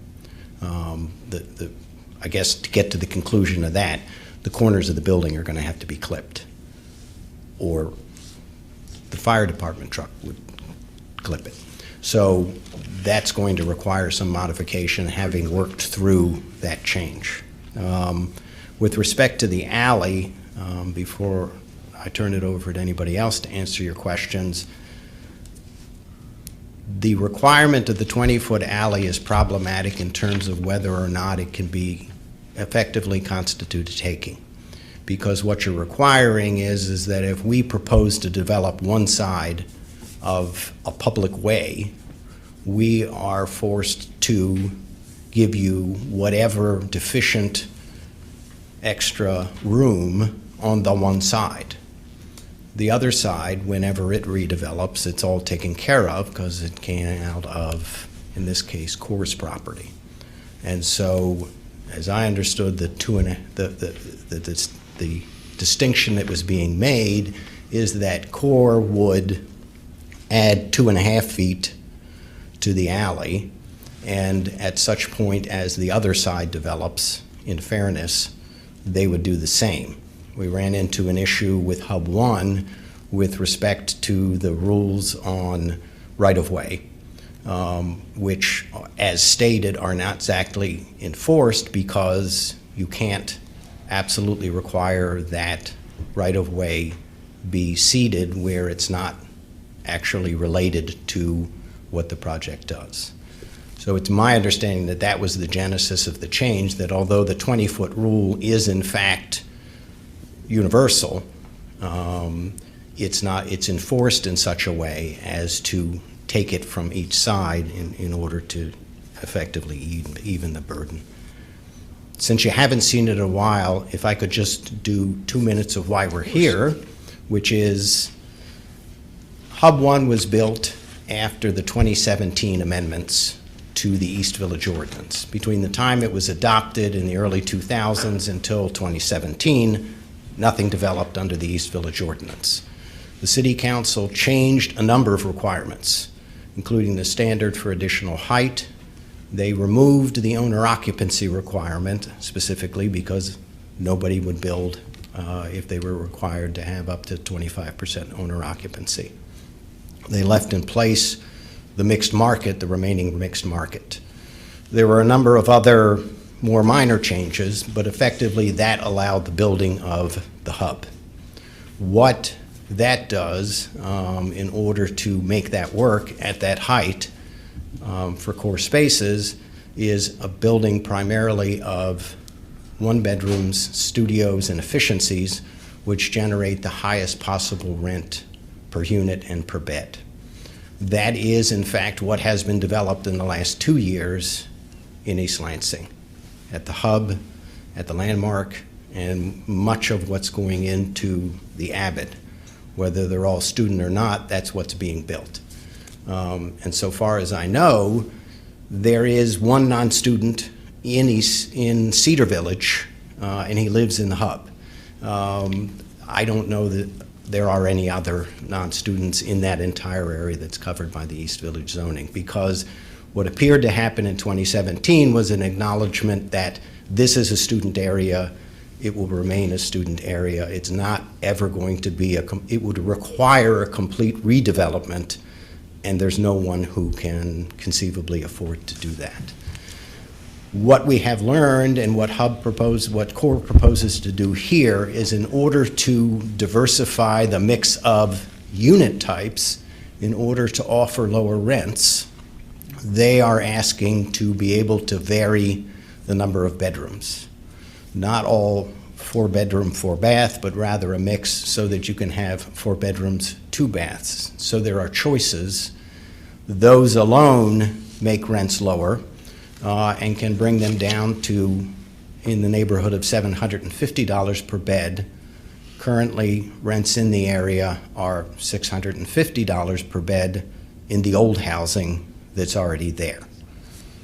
We think that the ability to offer that kind of new housing at that kind of price point this close to campus is something that's important to be able to do. In order to do that, we need to be able to change the unit mix. We'll have to recheck our numbers, because we think we've got 25%, not 30 of the 3s and 4s, but and would live within a 25% limit, and the additional height. And I know that is itself controversial, but is driven very much by the ballooning of construction costs over the last 4 years, which has been extraordinary, and doesn't yet seem to have plateaued, despite the amount of construction.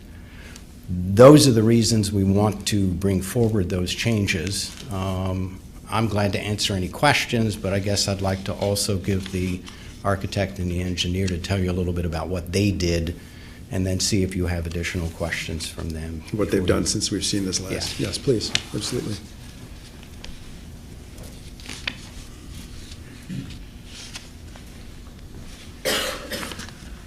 Good evening. My name's Ty from Antunovich and Associates, and I'm just going to run you briefly through the design changes we made. Could I ask you to just fill out your name, in as much as you're an applicant, just because sorry. we'll need that for the minutes. Sorry to interrupt, but No worries. thanks. Or you could just spell it for us. Right. That's fine. I got it here. I'll get that in a minute, thank you. If we could go back to the front of the presentation, I should be able to walk us through. Yeah. So if we look back to the original design, what we were trying to do, and specifically with Building 1, we were trying to reference a lot of the kind of historic architecture of the university, and economically, the only way we could really achieve that kind of buttressing and detailing and arches and what have you was to use an ephes product that would emulate limestone. And so once we saw that the use of ephes may be an issue, we actually went back and then we tried to simplify and then still have the reference to the university historic design, but then kind of bring it forward into a more of a stripped down contemporary expression. So we still have, if we go to the next page, we still have the sorry, another one after that. We still have the kind of buttressing and the pushing forward of the front facade. We've maintained the large amount of glass and then the vertical expression at that corner there. But we've taken away the black stone, the black sandstone looking finish, and we've we've gone back to a red brick up the building and then a black brick at the base. And then also the original design predominantly had red brick for the first 5 to 6 levels, and then above that it was the black metal panel. And so to bring the warmth and color of the red brick higher up the building, what we've done is we've turned some of the black metal panel into a terracotta colored metal panel. So it turns into a more modern contemporary material, but it has that warmer tone of the brick. And it's allowed us to modulate the facade as well and break down the larger masses. And I think you can see that a bit more in the elevations when we get to that. And if at the street level, if we move forward another step, so we had a lot more historic referential detailing. We had the kind of arches and what have you going on at the base. So what we've tried to do here is strip that back, like maintain some of the historical references that the university buildings have with the horizontal stripping, which is prevalent around the university, and then having a buttressed or peaked finish at the top. We've maintained those details, but pulled back and then removed all the ephes. We've used real brick and used steel channel as an expression, as opposed to using a lot of more traditional profiles. And then you can see further down the street that we had a lot of architectural stone kind of capping and fenestration on intermingled with the brick. We've now removed that, and then we're using slight step backs and soldier coursing and changing of profile in the bricks to express that same kind of horizontal banding, and then emphasis is at the top and what have you. But we've removed all the kind of overblown detailing, I guess. We're trying to contemporize it. Could I interrupt you for just a second? Sure. For those of you that have access on your tablets, I would encourage you to go back to the very documents he's talking about in the September 11th meeting. It's a pretty remarkable change that's been proposed here, because we don't have before or after up front, so my apologies to our fans at home. But if you do have access, I would encourage you to take a look, because what he's talking about is significant stripping away of a lot of the deliberate historical references, Yeah. and a really, I think, one person's opinion, a pretty successful job at sort of maintaining that level of scale, but without sort of the slavishly historic references. So, Yeah. again, if you've got that, I would encourage you to take a look. Yeah. Because I think this is, I think we were trying to emulate too much, and then the only way we could achieve that was, with a more economical material. This way here, we can be honest to the material and honest to the construction period, but then still you can see references back and forward between the university and the buildings we're doing. And I think if we go 1 or 2 steps further, I think we can look at the second building. One more. Yeah, so one thing I noticed, there was a lot of horizontal banding and mixing of sandstone or brick, soldier coursing and stuff like that on the university buildings. And I wanted to take that language and kind of bring it into a modern riff. So instead of having a regular consistent rhythm to those horizontal bands, I've used them to kind of gradiate up the building where the banding is tighter at the base, and then as it steps up the building, it spaces out. So there's it emphasizes the base and then the kind of key central pieces, and then kind of tapers off as we move up. And we've done the same thing here too, where we've removed a lot of the kind of over the top detailing. We've stripped back the ones we have kept, and then just put them in key places that makes a difference. But doesn't try to be something it's not.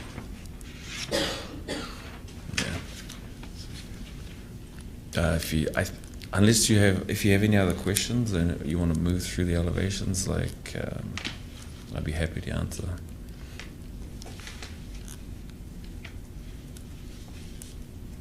So you can see in this one how we've used the terracotta finished metal paneling around just to break the facades up of the sides and the back of the building.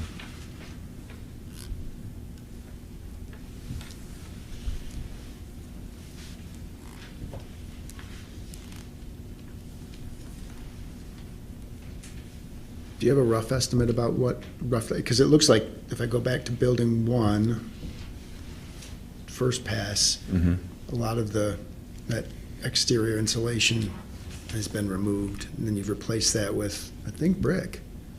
Yes, it is, yes. So we were only using the exterior insulation at the front face where we have the buttresses and the glazing. That was the only material we could see to get the profiling and stuff. So once we decided we didn't need to do that heavily detailed profiling, then we could go back to brick and steel channel. Okay. So do you know rough percentage about how much EFS is? There's 0 on the project. Oh, is that right? So it's all removed then? It's all removed, okay. yes. Well, there you go. Thank you. You're welcome. All right, any other questions or comments for the applicant and the applicant as architect? Commissioner Sullivan, is that a raised hand or you're gesticulating? That's a good question. That's fine. Thanks a lot. All right, thank you. Do I just leave that there? If you could pass it through. I'm going to refer to you later, and I want to refer you by your last name. Thanks. If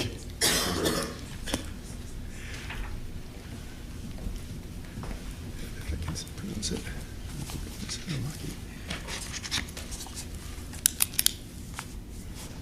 Thank you.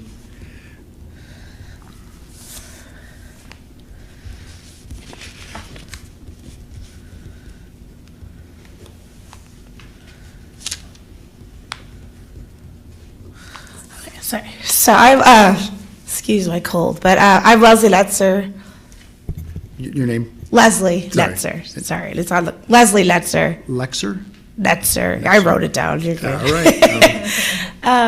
So I'm with Kimley Horn. I'm the civil engineer on the project. As David mentioned, there's been a lot of discussion about the alley width and circulation, both from the Transportation Commission, Plan Commission, staff, et cetera. So I wanted to address that, I guess, first from a pedestrian standpoint. As mentioned, the existing sidewalk all along the properties that we're improving is 5 foot wide, so it's very narrow currently. Obviously, the improvements would take that to 15 feet at the most narrow point, but the majority of the right-of-way is 20 feet, if not more than that. So just to kind of ease that question. And then as far as the alley goes, so the current plan that you have in front of you, the existing alley right-of-way currently is 15.5 feet. We're proposing at its closest point to be 18 foot clear.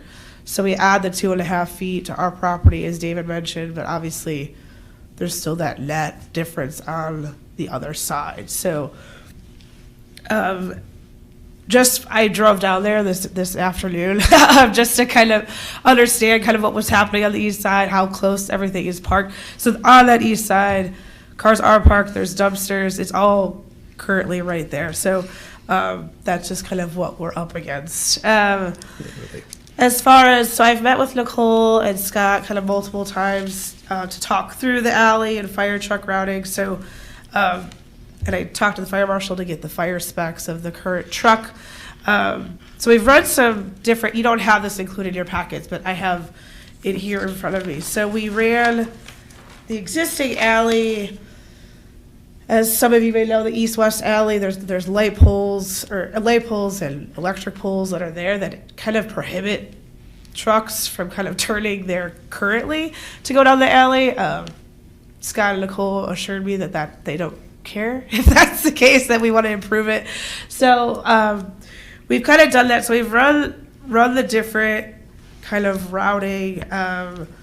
So we could get it to work, coming north on Bogue, turning east down our east-west alley, and then turning right kind of down that main alley. We do clip the building, as was mentioned, like by about 5 feet.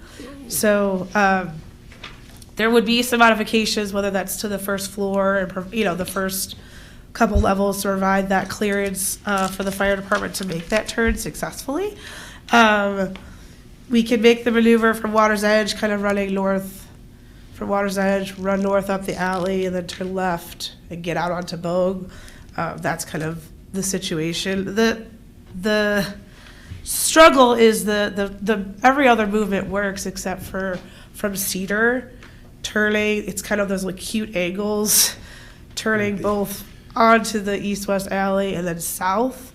That presents a challenge, but other than that, we think we can modify to make the circulation work for the fire department without drastic modifications. And that's with assuming that the east half is up against the alley and that doesn't get widened at all.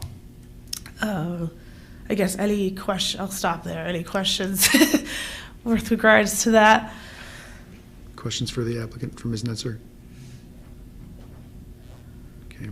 Did you want to continue on? Did you just I was pause just going to mention the utilities because Okay, that's kind of a big thing that was part of the engineering comments the first round that you had received. So we've worked with Nicole and Scott to kind of modify, as I'm sure a lot of you know, the existing utility infrastructure is extremely old and outdated. So Nicole and Scott in our initial meeting said, we want to loop the water main and kind of improve everything that's down the alley, add stormwater to that alley. Currently, the drainage for all those properties just sheet flows. There's no infrastructure that it drains to. It just kind of sheet flows down the alley and out. We are proposing that with our improvements, we would put infrastructure all down the alley, catch basins and whatnot to collect that water. We would likely have to add an additional drain out to the river to the south, just for capacity reasons. So we would be improving that infrastructure. Water main would be looped, a 12-inch main down Bogue, down Water's Edge, and then up Cedar to kind of have a redundancy throughout that whole area, which would be a drastic improvement, as well as adding new sanitary sewer down the existing alley. There's an existing sewer, I believe it's 6-inch. We would propose a large main, just really to serve Corps purposes. So that would be probably a 15 to 18-inch sanitary main down that alley to connect into the interceptor, which is like a 48-inch down. So in total, just large numbers, we would be putting in about 5,500 square feet of new public infrastructure, essentially, based on the project. Some of this would be shared with the city costs, with kind of connecting in, but that would be a huge improvement for the area as well. Any questions with regard to that? Are there any further questions for the applicant? Commissioner Yes, Cahill? sir. Have you, one of my concerns that I was going to bring up was getting a fire vehicle into Sure. that alley. And I've been driving that alley a lot. And that turn up at the north end. Yep. I'm uncomfortable in my Ford Escape. I can't imagine a fire vehicle making that turn. Right. Have you spoken with the fire marshal about that? Yes. So, well, not directly with the fire marshal, but Nicole and Scott spoke to them and then to me regarding it. So that was what I alluded to before. So the fire truck, currently there's utility poles that are there currently that make it, like you said, I know exactly what you mean. pretty impossible. There's also cars that park like right at those corners as well, that also make it very difficult. I was going to bring that up. Right. But you can't, we ran the truck, so from Water's Edge, and then if you go north up the alley, and then make a left, so you're taking kind of a slightly more than 90-degree turn out, you can make that work, and that's where I said the existing plan has it clipping the building currently at about 5 feet, but you would be prepared to kind of modify the building to allow that clearance for the fire truck to make that To go to the left. to go left. What about to go to the right? To go right, it's pretty, well, without modifying, Or to come in from the right? right. And the fire truck can't even make it in on Cedar with that pole that's there now. It can't even get in there currently. Right. So, but it can circulate our whole building. It just going east to Cedar or coming from Cedar is challenging. If that makes sense. I could ask Yes, you, I'm trying to make sure I understand. So a fire truck with modification could come from Water's Edge north, or could come from Bogue east. Correct. There's no way to do the other one from Cedar into the east-west alley, and we don't have that property, so we can't do anything about that corner that you would clip if the truck's coming and turning south. So we can get from two directions, but not from all three. And I haven't had those detailed discussions with Fire Marshal yet as far as, this was I guess this was an improvement from just saying you could get down Bogue, you know, that's where the fire trucks would go. This would be improvement to at least get down the alley. Currently, you can only come up, a fire truck could only come up from Water's Edge, and they would have to back out to get out effectively. So you're going to be redesigning the building to cut 5 feet off to be able to make that turn? That's something High enough to clear the fire truck. clear the fire truck. So say that's 14 foot or what we would work with staff. We haven't developed that plan. We haven't changed architecture yet. We wanted to just feel Well, this that was part. going to be my next question. I assume that's going to change your room layout or something, if you're taking 5 Well, it feet. would just be the first, we would propose that it would just be the first 2 floors, which is the amenity kind of space without affecting the units. So there'd be an Like a overhang? cantilever, yeah. Again, it's time. We haven't designed it yet, but that would be, we've done it on other buildings before, so. I believe if we had to chamfer that corner, I think the clearance for the fire trucks is somewhere in the range of 30 to 35 feet. So I think our podium is at 20 feet, so we would probably have to cut the corner off the first residential level to get the clearance. But, you know, once we confirm the exact height requirement, some municipalities are okay with 20 to 25, some want 30 to 35, but whatever height clearance is required for the fire truck, we would chamfer that corner and make sure we provide that clearance. And then we would, you know, step it back where it needs it and then straighten it off back to normal above that clearance requirement. Okay. Thank you. Other questions for the applicant collective? Thank you. Thanks.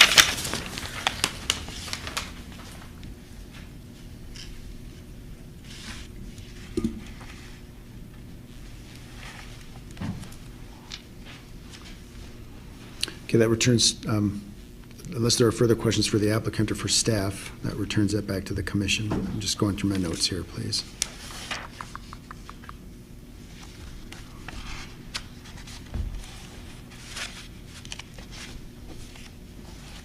Commissioner Wolf? A question for staff. Staff report in several places refers to a comment, comments or a memo or material from the city engineer, and I wasn't able to find any of that.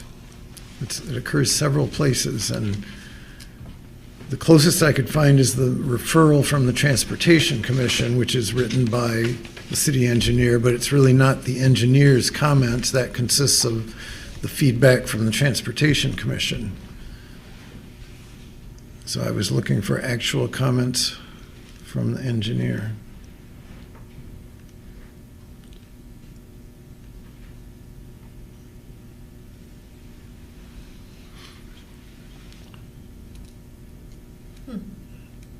I didn't look inside every other document to see if it was appended to something, but it didn't seem to be there as a standalone.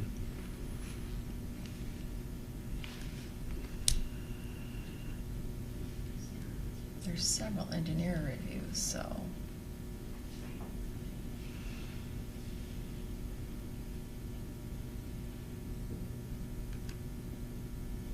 Yeah, I'm not sure why it's not up there. You don't recall where the I don't know, the cross-reference was? Oh, I'm sure I could find them. They were actually, just search for engineer in the document and you find it like under utilities and public services, it says see memo from city engineer. Under streets and access facilities shall be able to safely accommodate, et cetera, please see the communication from the city engineer. Those would be the two main ones. That's good. Oh, another one says, see the city engineer's comments in the email dated September 25th, which doesn't seem to be here.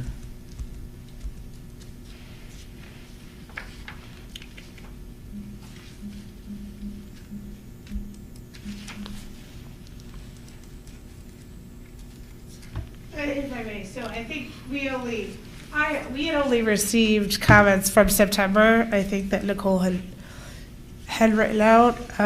We addressed those in our resubmittal in November. But I haven't seen any other additional comments.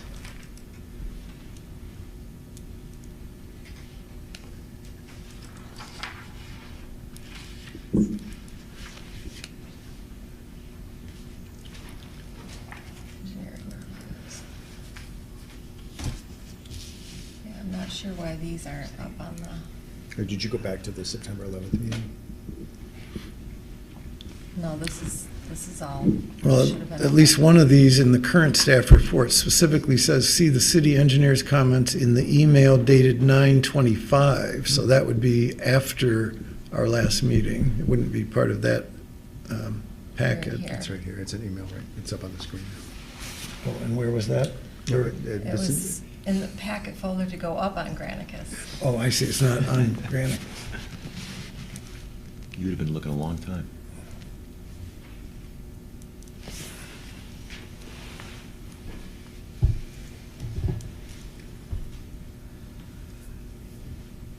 So I think this email refers to kind of the utility infrastructure and things of that nature. So that's why, as discussed, we met with Nicole and Scott to kind of further that design, did plan and profiles, enhanced our stormwater analysis, et cetera. As you're saying that the gist of the conversation, of the collection of emails was that they were going to need more information and you're currently working on that. Correct, yeah. So I think the comment was, there's insufficient data in the original September, I think, 3rd email, so that's why we progressed the utility design, the stormwater design, to a more, say, 80% level of design. So that it sounds like there are still, and as much as you're working on them, that there are some outstanding issues that remain with engineering that. Right, that we're working through, similar to the fire truck routing and all of that. Sure. Correct. I also wanted to comment, I'm surprised by the referral from the Transportation Commission. It seems unlike any others that we have received before. And as I read it, it simply says the commission recommended that the traffic impact study be revised as follows. And it talks about essentially 4 inadequacies that they found to the traffic impact study, and says they want to forward those recommendations to City Council. So they do not make any recommendation about the project itself as to whether it is going to cause too much traffic impact, or normally the referral from the Transportation Commission evaluates the project and says, yes or no, and for what reasons. And this one does not address that at all. And they say that the above revisions and additions to the traffic impact study should be completed by October 16th, 2019 for final comment by members of the commission. I mean, that's 2 months ago. Did something happen? We resubmitted in October a revised traffic study addressing the 4 comments that the Transportation Commission referenced.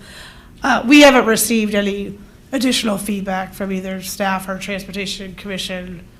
It sounded Regarding from the this as TA. though they were going to have another hearing on it then, if they got a revised study, and then we would expect a recommendation from them. And so we're doing this without an actual recommendation from them, which we are supposed to have. Yeah, I guess our understanding was that we met with the Transportation Commission. They made that recommendation that you see there. We revised the study just to appease. None of it was necessarily impactful to the results of the initial study, but it wouldn't. We resubmitted for transportation as for reference and for staff for reference, but it wouldn't go back to them for another official review. And that's my understanding as well. But why don't we have a recommendation from them about the project? In my experience, that's what we normally expect from them. I understand how you feel, but that was, in a sense, their recommendation letter.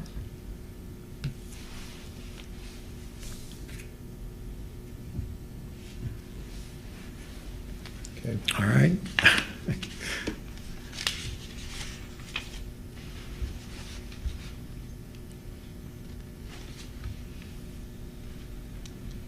Other questions or comments?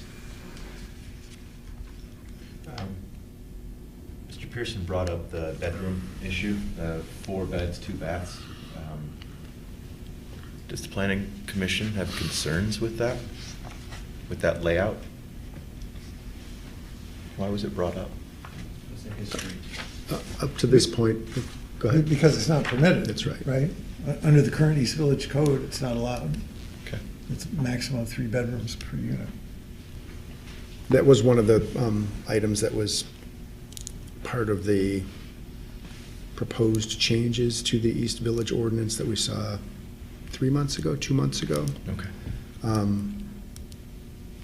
At the time, and in fact, it wasn't, all those units are incorporated into the current design, as you know.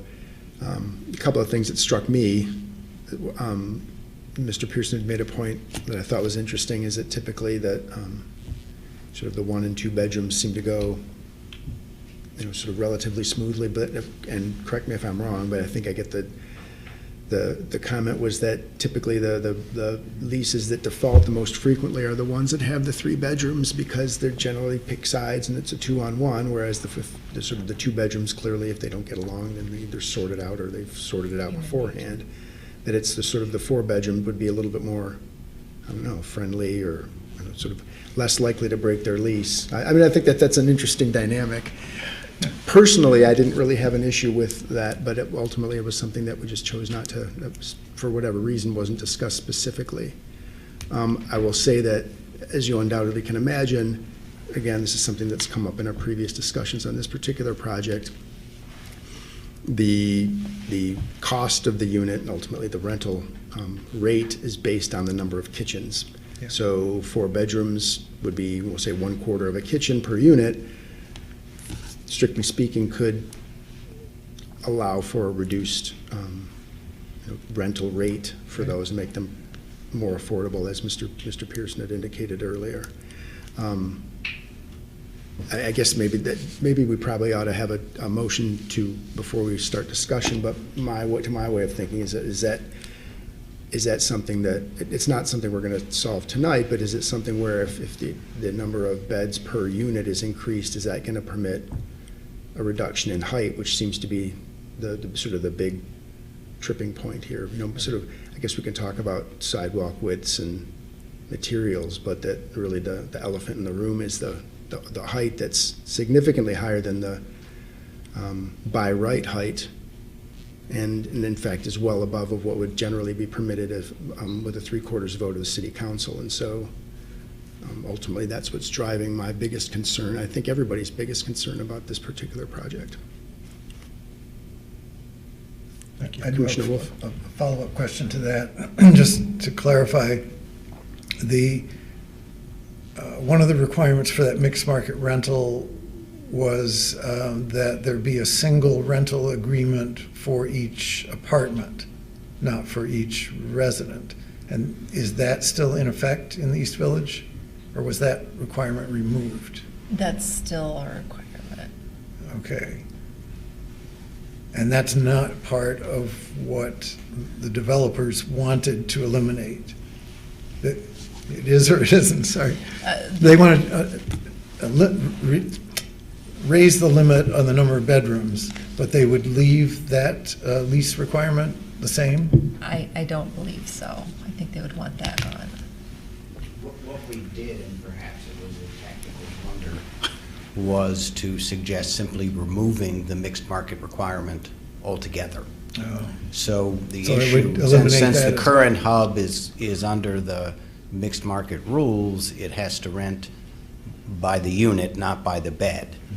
That's not truly an impediment, and I think we would have done better perhaps if we'd said 4 bedrooms or 5 bedrooms, so there was a number that people could talk about, and staff were very clear that it really wasn't their place to decide how many, but simply getting rid of it, they were uncomfortable with doing that. And so that sort of cut short any discussion of what it would be. And frankly, at that point, I don't think we had gotten to the level of design where we could say we have no more than X percent of 3s and 4s, which would give you more grist for saying, here's where we want to draw the line, and either raise it and bring the height of the building down, or keep it capped and consider what that does in terms of the building height. Thanks.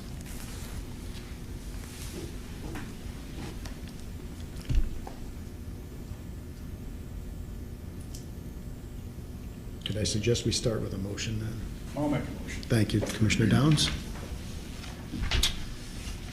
In the matter of the request from Core Campus Manager LLC for site plan and special use permit approval for the properties at 131, 135, 207, 217, and 227 Bogue Street to demolish all of the existing buildings on the site and construct a 14-story, 720-unit multifamily development in 2 separate buildings, each at 152 feet tall, including amenities for the residents and structured parking for 400 vehicles.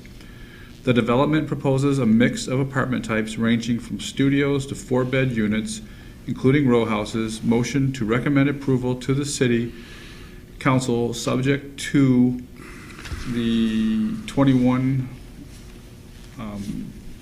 statements, conditions. Inserted on the staff report of December 6, 2019. Second. It's been moved by Commissioner Downs and seconded by Commissioner Sullivan. Is there any discussion on this motion? Commissioner Sullivan. Yeah, I was just going to outline a few thoughts that I had. I think that Mr. Pearson made a great argument for having 4 bedrooms, because from my perspective, the 2 biggest issues are the cost of the units and the amount of parking. And I think having the 4 bedrooms does alleviate both of those issues, at least somewhat. The cost of the units obviously will be reduced largely due to the sharing of the kitchen, and also the amount of parking could be lessened due to the sharing of a vehicle. I think it's a lot better to have 1 vehicle per unit as opposed to having a lot of studios, which would potentially require a lot more vehicles. I also just want to briefly comment on the aesthetic. I really like the look of these buildings. I think that they match campus really well. I also like that they're student focused. I think it's a great area for that. I like the density, although I do think it's probably too dense, particularly with that alleyway there. Still a big concern I have, though, is the combination of the parking, the density, and the need for drop-offs and deliveries along Bogue Street, which could potentially cause traffic congestion. I think that there's going to be a significant period of time for that to be figured out, and I wish that there was a location that was more ideal for that. I can't envision one. I just wanted to express those concerns. Also, I think it's a bit of a missed opportunity to not have any retail at all in the buildings. I think a coffee shop would be tremendously successful here with the increased amount of beds. Not necessarily just a coffee shop, but anything else there. I think maybe a restaurant as well. But that's not a deal breaker for me. It's just something I wanted to express. But, I really want to like this. I'm hopeful the ball can keep moving and we can keep discussing our concerns, and hopefully some of those concerns can be alleviated. But I think the 4-bedroom fix is potentially a solution to some of those concerns. Thank you. Other discussion? Commissioner Downs, I sort of generally give the first bite to the person making the motion, No, but I if you've like got. this project. I like the look. I think it's a great fit. Okay. Other discussion? Vice Chair. Well, a couple of things. One is, as far as comments that I get, unsolicited comments I get from people who know my interest in city government and my fact that I sit on this commission. Sorry, but did you say unsolicited comments? Unsolicited. When I'm not asking people, what do you think about this? People come to me and don't like this, they don't like the hub. Okay. That is the building that's been recently built that I hear the most complaints about. I'm not saying I necessarily agree with that, but. Just for clarification, the current hub or the current proposed? hub, Okay, thank you. yes, All the right. current hub. But that gives me cause to look at similar buildings from the same developer carefully. I think we shouldn't just assume that Sure. people are going to be happy with this. Yes. Is there any additional detail from those unsolicited? They don't like the mass of the building, they don't Okay. like how close it is to the roadway, Okay. and they don't like the density. So it's the size, it's the size and the density that they don't like. Okay. And I think that's particularly, and this is not just one generation that I get comments from. And I think that that's of particular concern since the 2 other buildings are going to be higher and have more people in them than the existing hub does.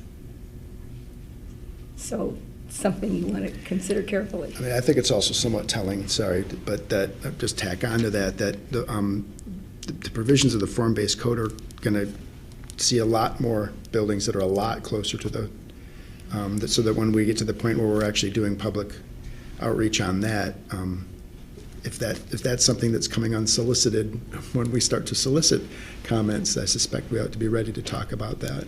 All right. Height, of course, is going to vary based on the different, we don't call them zones, the different divisions of the form-based code. So, Commissioner Sullivan. Yeah, also just a brief comment on that. I remember we talked about in our work group the transition period to the form-based code, bringing up those buildings, how it will be a little bit offsetting for some at first, but potentially if more buildings are aligned with it, it might not be so upsetting to some. And change is hard too. That's fair. Commissioner Kay. Oh, I'm sorry, were you not done? Oh, I'm sorry.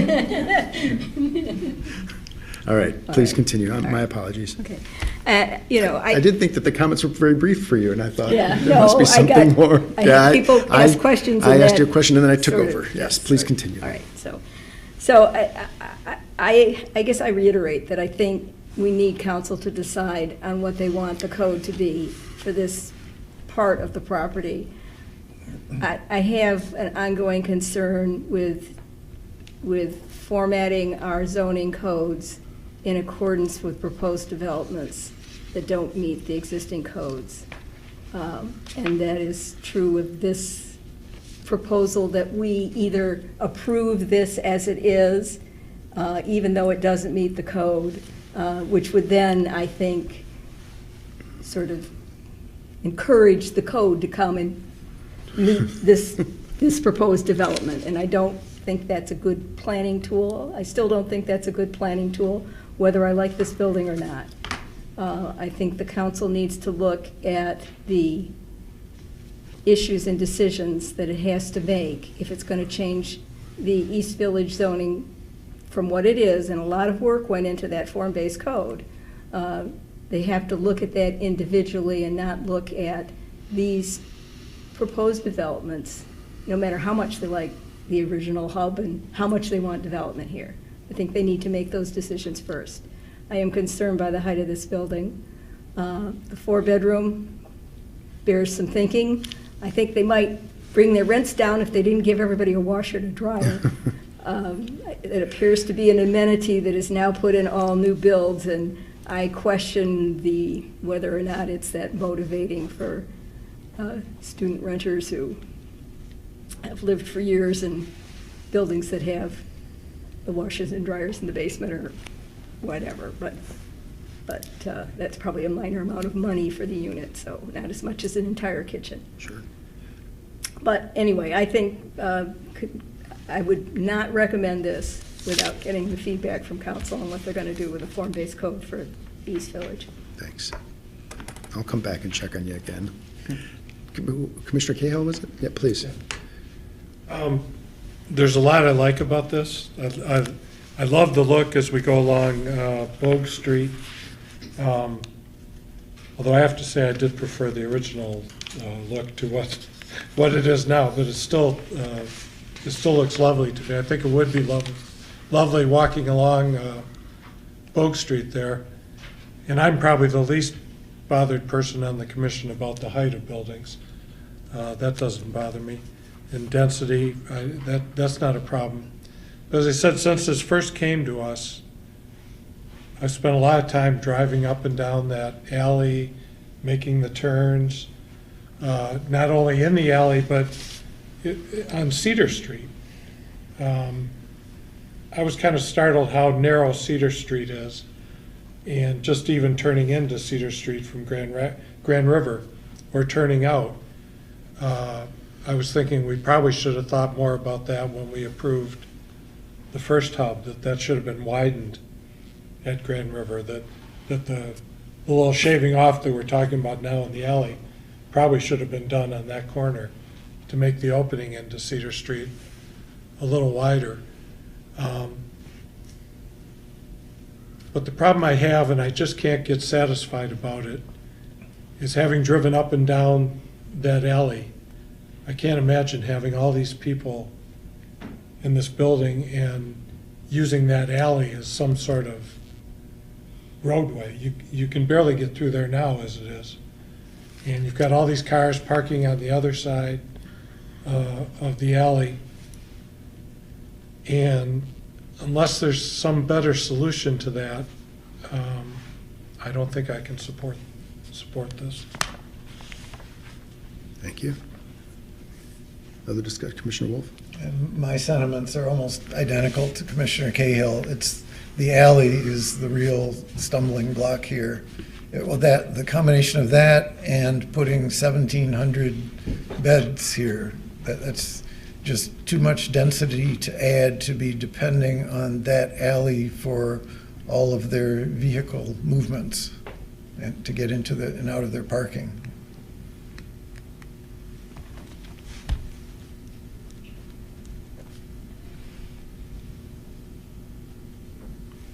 Oh, I'm sorry, Commissioner Watson. You raise your hand more loudly. I'm going to be voting no also, and it's to echo what Commissioner Boyle was saying, and also there's a letter in there from the university students, and they're not in favor, and it sounded like that's who they're gearing this towards is the students, and so I'm going to be voting no. And the other thing is I'm a big fan of the mixed market, and I don't want to see that eliminated or bypassed. Commissioner Wolf? Actually, I had forgotten about that memo from the University Student Commission. I was going to comment on that it was quite surprising to see that I believe they voted 9-0 against approving this project, and had quite a variety of reasons that they thought it was not a good development for Bogue Street. And I also wondered, why did we get that from them? I don't recall ever getting something from them about any student housing projects. That's a Did good someone question. request it, or did they just take it up on their own? Or That's a good question. I'm not sure. I believe they took it up on their own. But, I mean, I'm not sure how much information, I mean, reducing sidewalk width would create pedestrian conflicts. It's my understanding that sidewalk width is actually increasing. Is that right? It's 5 feet right now. Right now, and then they're proposing that it'll be 20 feet and the narrowest point will be 15 feet. Correct. So, I mean, I don't know what information was presented in front of the student body when they made this determination. it means they're saying is that they're reducing the width from what's required. What's From required in the required? code is 20, and they Okay. don't, the building doesn't meet that at all points along the front. Sure. That's what they're referring to. In the defense of and I've got other things that I won't defend, but the defense of the applicant has said in the past is that the proposed sidewalk is more in line with what's being suggested in the current draft of the form-based code. I think that we effectively verified that the last time we saw this, and the numbers will escape me, but that I will go by my memory and Mr. Pearson's knowledge of that, of the form-based code, to suggest that we're, within a reasonable distance of saying that the width ultimately is really closer to what we're going to be seeing if the form-based code in its current form carries through. I can't quote chapter and verse, but maybe you can. I probably can, actually. No, yes, you're right about that. But I would point out that the proposed form-based code would not allow a building this large or to put this many residents there as well. Right. So there's plenty of things that I won't argue for. Exactly, absolutely. Right. Right. Well, on that note, I mean, part of the issue for me is that, and as much as I'm not an opponent of tall buildings. In fact, I've said, I don't know if I said it on the record or not, but I will invite those of you that have not yet done so to walk along the south side of Albert Street, along the back side of ultimately there's a row of commercial buildings and the Newman Lofts immediately above it. On the north side of Albert Street, the Newman Lofts have a significant presence, significantly less so, in fact, nearly invisible in terms of sort of view of the sky when you're walking on the south side of the street, that the commercial building and the commercial storefronts and that the parking structures above that cap out at 5 or 6 stories, and that step back actually is pretty well hidden. So the mass of that building along that stretch of Albert is significantly smaller than it looks from most other vantage points in the city. I would submit, though, that the issue is that we've sort of gotten beyond the point where we're talking about an upper ceiling. We start to talk more about a lower ceiling, as we did when we talked about the initial or the original Dublin Square projects. There was this talk of that, well, we really don't want to cap things at 12 feet or 12 stories because it'll seem like there's this artificial ceiling. Well, the reality is that was actually sort of an artificial floor, and that instead of talking about 14 stories, which we're talking about now, the reality is that the baseline, the maximum permitted without city council's supermajority approval is more like 8 stories, right? So we're really talking about something that's almost double that, with deference to Mr. Pearson's, I think, very legitimate concern about, are we talking stories or height, or stories and height, or stories maybe height. But the reality is that as things are currently drafted, even with the recommendations, even with the changes recommended by this commission, the building that's proposed is significantly higher than what would be permitted under code, as Commissioner Wolf has said. That said, we've also been told, and I have little reason to doubt this actually, but that the allowable heights established by the ordinance are unsupportable sort of fiscally or financially. And again, I have little doubt that might not be the case, that the reality is sort of to buy the property, to take it offline for 2 years, the sort of the loss of rental income is going to require, as we've been told. I think that Mr. King, a member of Core Spaces, told us at our September meeting, you're looking at potentially, I don't know, I think he said 2 to 3 times the existing height of that building, right? So we're talking about, if we've got existing buildings that measure currently 3 to 4 stories, and we're talking about 3 times that's 9 to 12 stories. And anyway, setting aside the idea that the building, that the sort of lower heights are unsupportable financially, the right avenue to do this is not by sort of targeting specific portions of the ordinance in regards to a particular project, but to do it in a more grand scale, which, again, Mr. Pearson has attempted to do, and it's sort of working its way through council right now. The additional reality is that when we took a look at hub number 1, significant changes were made to the ordinance sort of to benefit the project. And it is, I've said this before and I'll say it again, of the 3 that are currently finished, it is without a doubt my favorite. So with this is unsolicited comment from me. I think they did a great job of sort of working that knuckle of Grand River into breaking down the scale of that building into three different sort of divisions.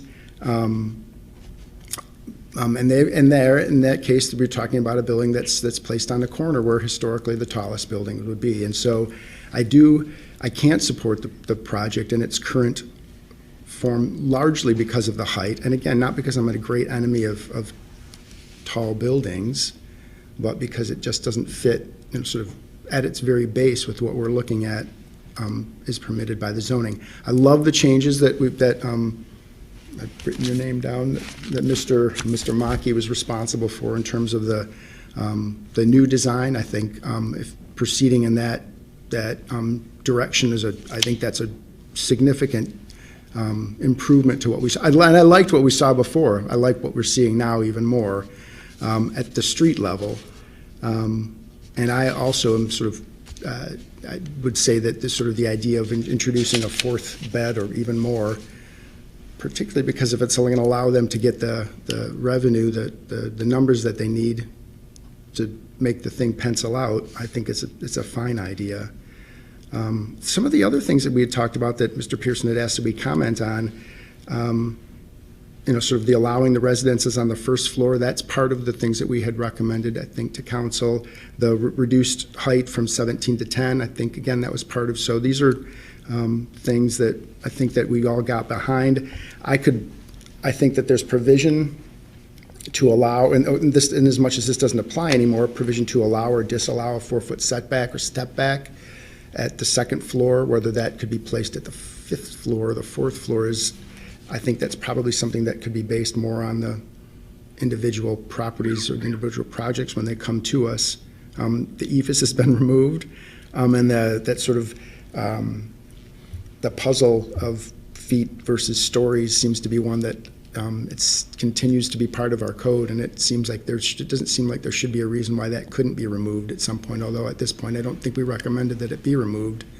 It seems like that's something that should be puzzled through. So sort of long-winded take is that I think that Mr. Pearson made his best effort to sort of do it the right way, but now we're left in between where the comments or the changes that he had hoped to see, whether they were truly separate from this project or not, are sort of stuck in limbo, and that until we get some resolution on that, I don't think I can, or I certainly won't be supporting the proposal that's in front of us. I'll come back to you since I cut you off before. Any other comments? Okay, Commissioner Wolf. Yeah, I just had one more comment about the number of bedrooms. I guess I hadn't said anything about that. I don't have any objection to 4-bedroom units. It's probably a good idea to start allowing those if council's still looking for feedback on that. Back when I was a student, a very common configuration in the Cedar Village area was a 2-bedroom apartment with 4 students living in it. Back in those days, it was pretty common to share a bedroom, so you'd have 4 people in an apartment. And since it was a 2-bedroom apartment, it would actually be denser population, I believe, than what they would build now if they built 4 separate bedrooms for 4 people. So I don't see that causing any particular problems. Commissioner Cahill. Yeah, during my remarks, I also meant to address the bedrooms.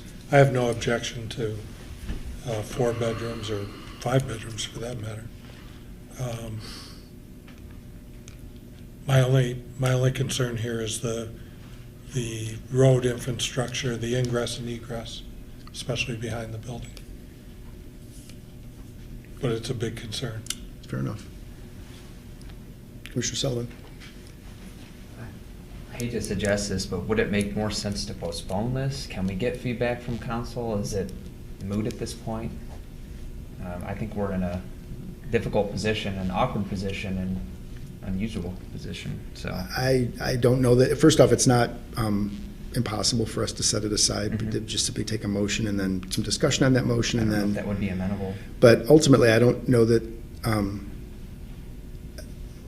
I could be wrong, but I don't know why this couldn't come back at a later date and effectively in the same form if council, I don't know, it sort of provides some different, I mean, for instance, if indeed the changes that were being proposed or the changes that were proposed but not recommended by the commission are indeed adopted by council, seems to me that that's a pretty strong signal that they're comfortable with some of the places where the current proposal breaks from the existing letter of the zoning. In fact, frankly, it seems to me that if it meets those provisions, those changed provisions, that, I mean, in a sense, they won't change the proposal, but the underlying zoning will have changed, and so it sort of behooves us to take another look at it. I don't know that sort of if this leaves here without our recommendation that we won't see it again, or that we shouldn't see it again.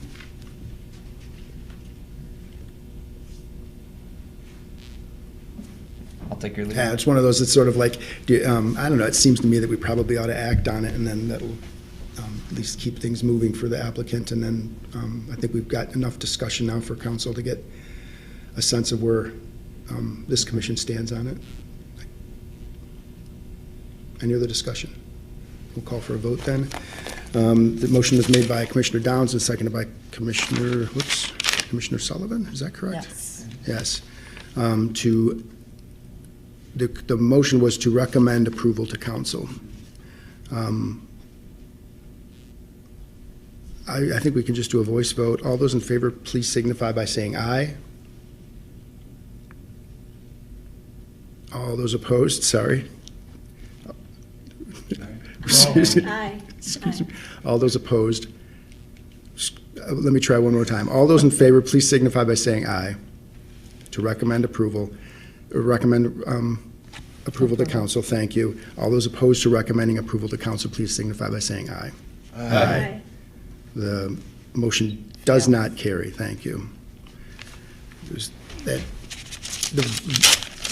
nomination or the parent requirement to require a positive motion always puzzles me, and apparently all of you as well. Apparently this will go to council, and we hopefully will see you again. Thanks, Mr. Pearson. Absolutely. That moves us on to item 7C, and our very patient staff member. Your memo's coming up, so I don't have anything to say except resolution parks 5-year plan. And I pushed the wrong button here. So I've got your memo, and how about if I just turn it over to you, and I'll stop talking for a few minutes. Okay. It's been a while since I've been at a planning commission meeting. This has been an interesting one to be here observing. And it's strangely a short one, hopefully. It depends on how it's out. That's up to you. You can get us out of here before 10 or not. This can be really short, as opposed to the plan itself. I spoke to you briefly last month at your meeting to share with you that the Parks and Recreation Department has updated the 5-year park plan. The plan is a requirement of the Natural Resources Trust Fund in order for us to receive grant funds, and it's something that needs to be updated on a 5-year basis, and so we have been to the Planning Commission a number of times before. Last month, I shared a draft plan with you, and I didn't receive any concerns or anything back from you all. I would be open to and welcome to receive any comments at this point in time. However, I do want to share that our timeline is such that the plan expires at the end of this month. So I would like to get to City Council for their approval, and so I can submit it to the Department of Natural Resources. If there are concerns, we have no problem with looking at doing amendments to the plan in the future as well. Or if you just don't have the time to read it until your next vacation in the Bahamas and want to read it on the beach and let me know, that's fine too. So what you have in front of you is a resolution recommending adoption. The requirements of the Natural Resources Trust Fund are that the plan needs to be adopted by the highest body, which is City Council. And so what the Park and Rec Advisory Commission has done is passed a similar resolution recommending adoption. I'm asking you to do the same thing, recommending adoption, and then we will take it to City Council for their final approval. Is it necessary to read the resolution into the record, or is it enough for us to have read it ourselves and one person to? It is, happy to do that. You do not need to read the resolution into the record. Just a motion to accept or pass the resolution is fine. Thanks. Because, 11 o'clock. Any questions for Ms. Wilmers-Longpre? Motion to approve the attached resolution recommending adoption of the 2020 Community Park, Recreation, Open Space, and Greenways Plan, and forward the resolution and plan to City Council for adoption and incorporation into the comprehensive plan by reference. Second. It's been moved by Commissioner Kusler and seconded by Vice Chair Boyle. Any discussion on that motion?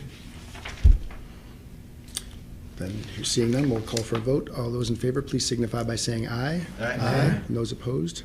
That motion passes unanimously. Well done. I did read much of it, and I breezed over even more of it, but I thought it was very well done. Well, thank you. There's Certainly. a lot of really great information in there. We reference it a lot. One of the things I will take an opportunity to share with you all, because I put this information together just today, actually.